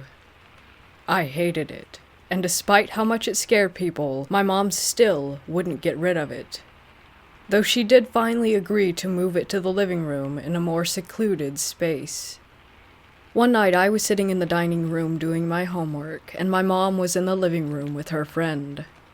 I heard whispering that was akin to what you'd hear in a horror movie. Cryptic, overlapping, incoherent whispers. I immediately knew that the voices didn't belong to my mom or her friend, so I went into the living room to ask them if they had heard anything, and before I could speak, the look on their faces told me everything. My mom told me to come closer to her and said, "We heard them too." We all agreed that the sound was unmistakably close to us, and it was clear as day. The source of the sound had come from, you guessed it, around the same spot that the statue had been moved to. We all just sort of stared at the statue for a minute blankly, and I don't remember what else was said after that. But still, my mom refused to get rid of the statue. The nightmares continued. My anxiety grew worse and worse. Bad things constantly happened in the house. My mom got pregnant sometime around then and had to be hospitalized, so I went to live with my grandma for a bit. I told her all about how my mom never got rid of the statue and how I had never felt safe since it arrived.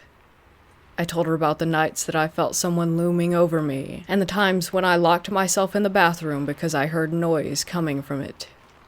After my mom delivered my baby brother, I moved back home. My grandma explained to me that she had burnt the statue long ago and didn't care how my mom felt about it because I didn't deserve to live in fear over a stupid piece of wood. Once the statue was long gone, my mom finally stopped being stubborn and agreed that strange things had occurred. I was finally able to walk through my house again without tiptoeing around it, but sometimes I still felt off about the house after that.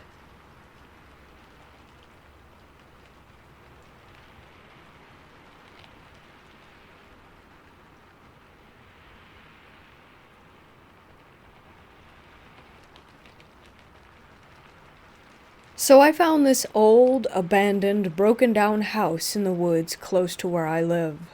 I've only lived here about a year. I was alone walking around it, trying to see if I could have a peek inside. While I was walking around and whatnot, I felt a bit scared, but I pressed on. I found a way in, but it smelled so much of mold that I just decided not to bother. Anyway, the point of the story.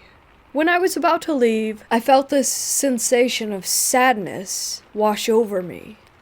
I stopped and turned around and looked at an open window of the house from about 10 meters away, and I swear that there was a woman who stood there being in pain from the state of her house. I stared and was almost about to cry for a few moments as I walked away, but then I stopped and looked back again. I almost felt drawn to the house, not wanting to leave. But as soon as I got away from it and was walking back home through the forest, the feeling of sadness left. On a side note, the day before I had walked through a part of the forest where a lot of trees had been cut down and a lot of branches and bark were scattered all over the ground. There I also felt such sadness, as if the trees themselves were crying. As I'm writing this, I realize that I sound kind of insane, but I have never really felt this way before, and I feel normal like one day later, like today.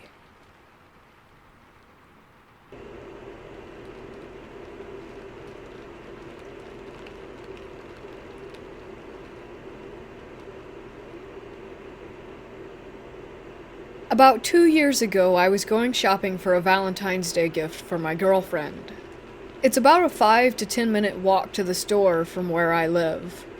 It was around 8 p.m. and I just wanted to get home. I was walking in the road because there's next to no cars going down the road, and I didn't feel like going through the park. I was approaching the park when I realized that I was being followed. I thought nothing of it at first, so I just kept walking. He then got closer and closer, and when I was walking past, I hear a, "Hey kid." I was shocked, but I wanted to ignore him, so I kept going. Then he said it again, a bit more violently.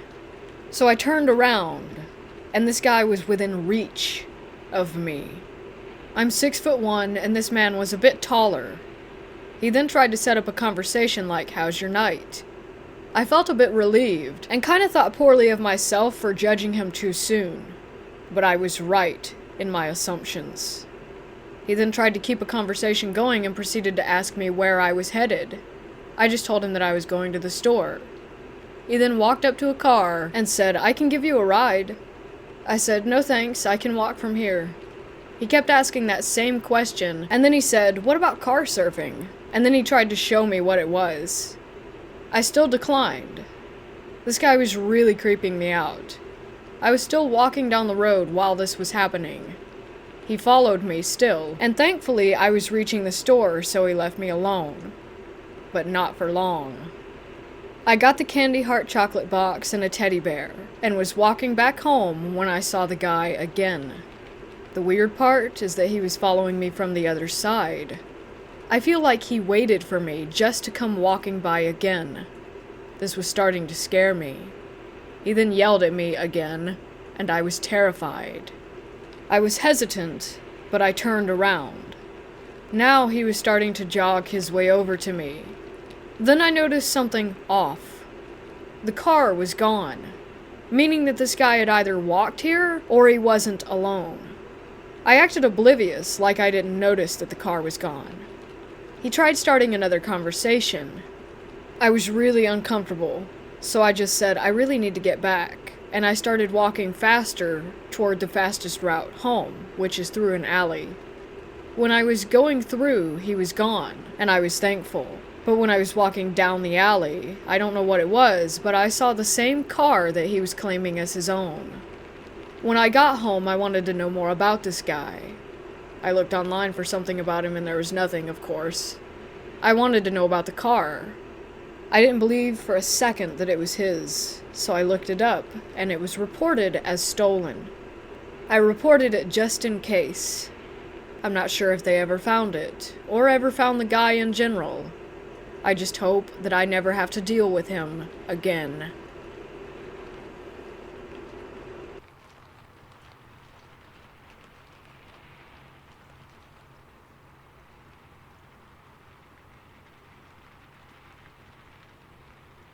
We have an abandoned asylum just outside of our village, and me and a friend decided to go take a look. We both love to do parkour, and we really wanted to climb on top of this thing. We did, and after a few times when we went there, nothing happened. The asylum itself did look a bit scary though, but that's just a thing with old abandoned buildings, so we kept going there and had no encounters or weird noises, nothing like that. Until last Sunday. We parked our bikes next to the building and walked around it to the back, where we would most of the time climb up. So after a couple of hours, we climbed back down and started to walk back to our bikes. This was when we started to notice that there were other small buildings around the asylum hidden in the woods. We also noticed a small bunker-like building with leaves and grass covering it, and decided to check it out. We walked down the staircase leading up to a door which would lead into the bunker. Surprisingly, it wasn't locked, so we opened it. When we walked in after turning on our flashlights, we began to notice a small room at the end of the hallway. It also looked like it had a cell room where they could have had prisoners or patients, I guess. We looked at each other and decided to walk toward it, when my friend suddenly spoke to me. He said that he was feeling a very cold breath on his neck, and that he had a pain in his stomach. I told him to stay calm, when suddenly I started to get a bad headache out of nowhere. The room began to feel very, very cold, and we both ran back to the door, up the stairs, and back to our bikes. We did not go back for a second, and did not stop running until we were outside. Then we looked at each other, still in shock. We did not know what to say. After a few minutes of silence, we went back home. I have not been to the area ever since, and the event that happened down there in that small bunker will always be in my brain.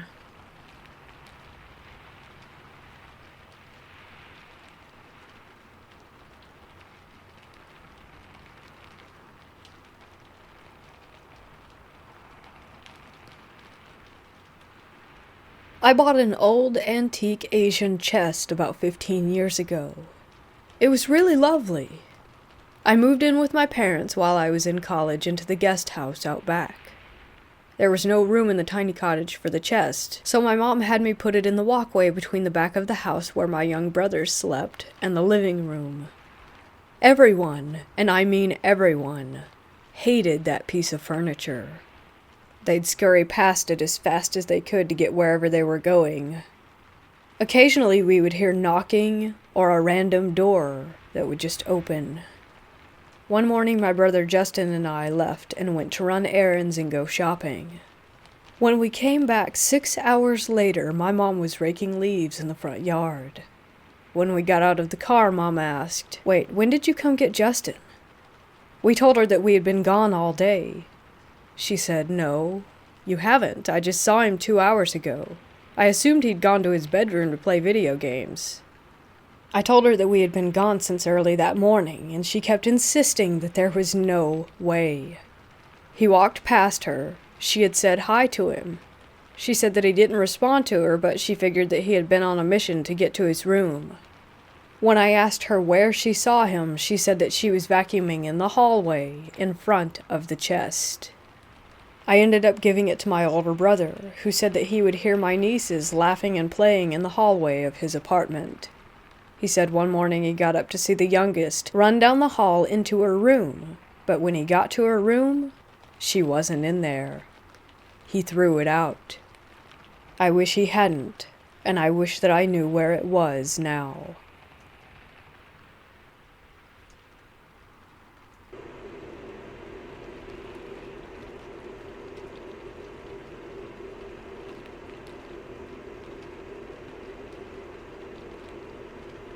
I am a 19-year-old female.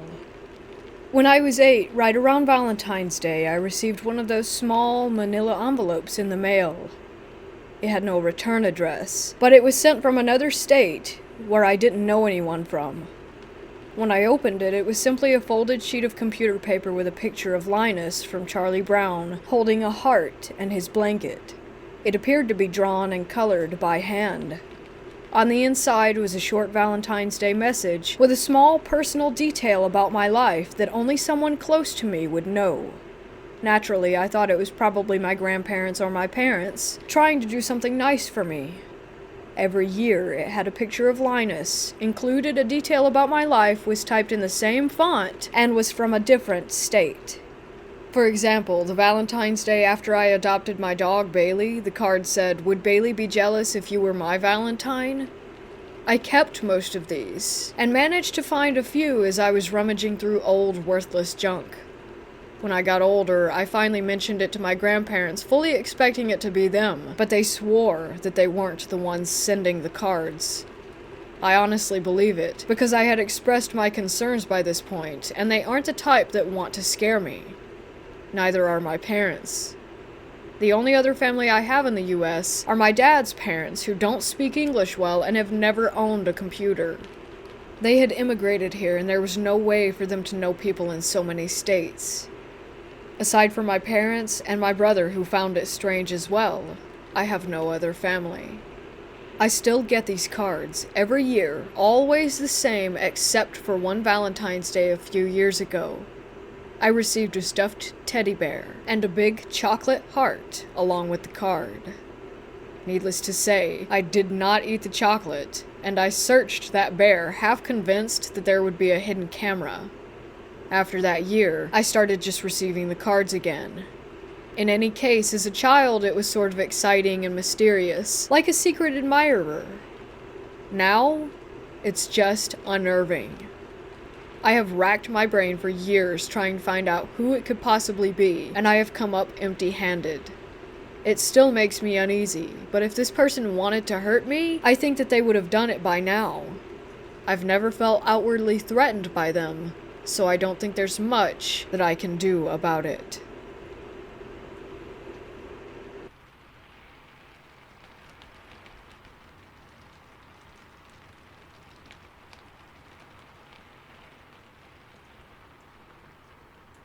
About 8 years ago, my mom, sister, niece, and I decided to go for a look around a well-known and at the time abandoned mental asylum, the name of which is Royal Derwent Hospital, aka Willow Court, in New Norfolk, Tasmania. We started around some of the bigger main area buildings, which were fine, nothing too creepy, just a lot of mess and graffiti.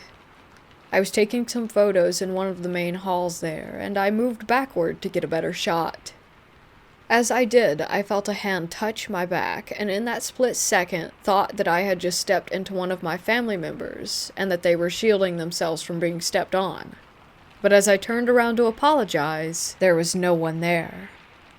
In fact, I was the only one standing in my hall, as my family had moved on to another room. This creeped me out a bit, but I tried to play it off as my mind playing tricks, even though I could still feel where I had been touched. We moved through the rest of the asylum without further incident, until we made it down to where the cells were.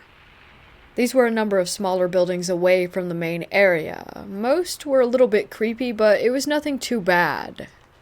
Then we came to one building that was known for keeping violent patients. Within 30 seconds of being in this building, I had the most awful feeling wash over me.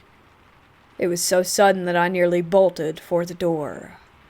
My mom got the same feeling, and we decided not to venture any further into that building and headed out. As we stepped outside, we stood for a second to gather ourselves. Then one of the heavy cell doors inside slammed shut. It was almost like an emphasis on the get out feeling that we had when we were inside. Needless to say, that pretty much did it for me, and we called it quits on our little adventure.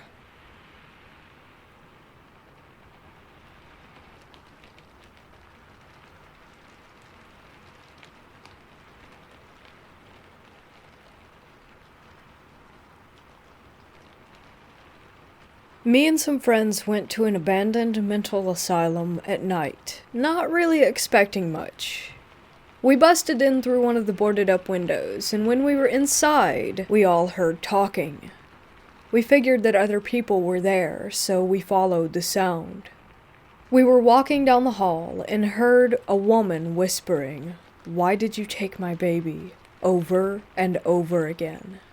At this point, I was visibly shaking, and we all believed we found where the sound was coming from originally. We go to this room, and there was a huge cage. It looked like one of those pet carriers, only human-sized. I don't know what actually happened that night.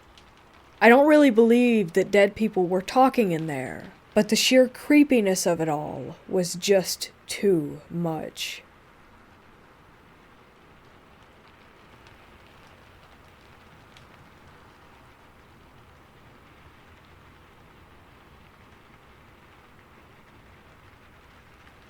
At first, I thought she was on drugs. But then she did something that made me wonder if she was telling the truth. I was 16. A friend and I were walking through a local park at night when we saw this Asian woman wearing what looked like a traditional Chinese dress. She was dancing alone in the grass, and she then started running toward us, scared the crap out of me, and began telling us how handsome that we were. This woman appeared to be in her mid to late 20s, and honestly, she was stunningly beautiful. She kept telling us that she was a vampire, and that she was centuries old. I was thinking, okay, she's obviously on something, or she's crazy. But then she gazes into my eyes and says, "Do you want to feel my energy?" I said sure, and she then placed her hand a few inches from my face. The amount of energy or whatever it was that came from her hand caused my entire skull to vibrate and made me extremely dizzy. I have no idea what that could have been. I have never seen her again to this day, but I often think about it. I'm 23 now. I tried researching Asian myths and legends, trying to discover some kind of spirit or demon common to a specific culture that resembles her. Could anyone tell me what this apparition was, or if she was just a crazy woman with psychic abilities?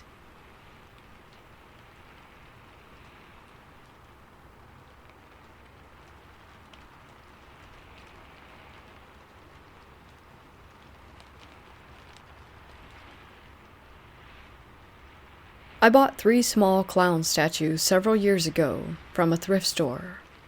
They came in a box of about 100 other handmade clowns, and I picked out the cutest ones. Last year I moved into a new house and put the 3 clowns in a large display case in my living room along with the other trinkets. The case is completely inaccessible to the elements, and is sealed by 2 panes of sliding glass. I got a horrible wave of fear one night a few months ago, and for no apparent reason my first instinct was to check the display case. To my shock, I noticed that one of the clowns had turned 180 degrees around in the case and had positioned itself to look away from the living room.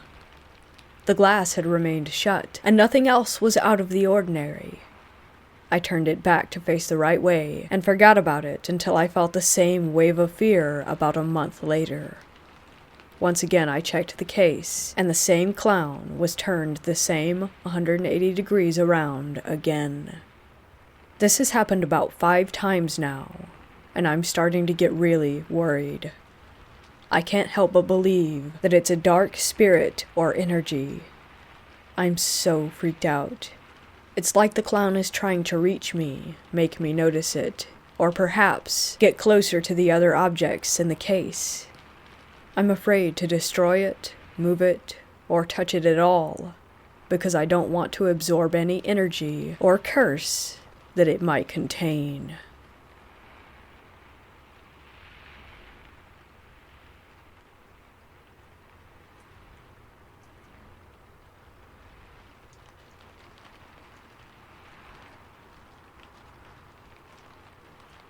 I was in Pennsylvania exploring an abandoned mill/factory that had been built in the 1800s, at dusk. I was standing on a pile of limestone cinder blocks surrounded by tall grass and brush, with a tree line about an acre away, just after the sun had set while my friends were inside still. As I was climbing down, I heard a low, guttural growl. Not like a dog's growl, or any type of animal for that matter. It was deep. It had much more bass to it. It was very disturbing and not like anything I have ever heard before. It sounded as if it were very close, but I didn't hear any brush moving.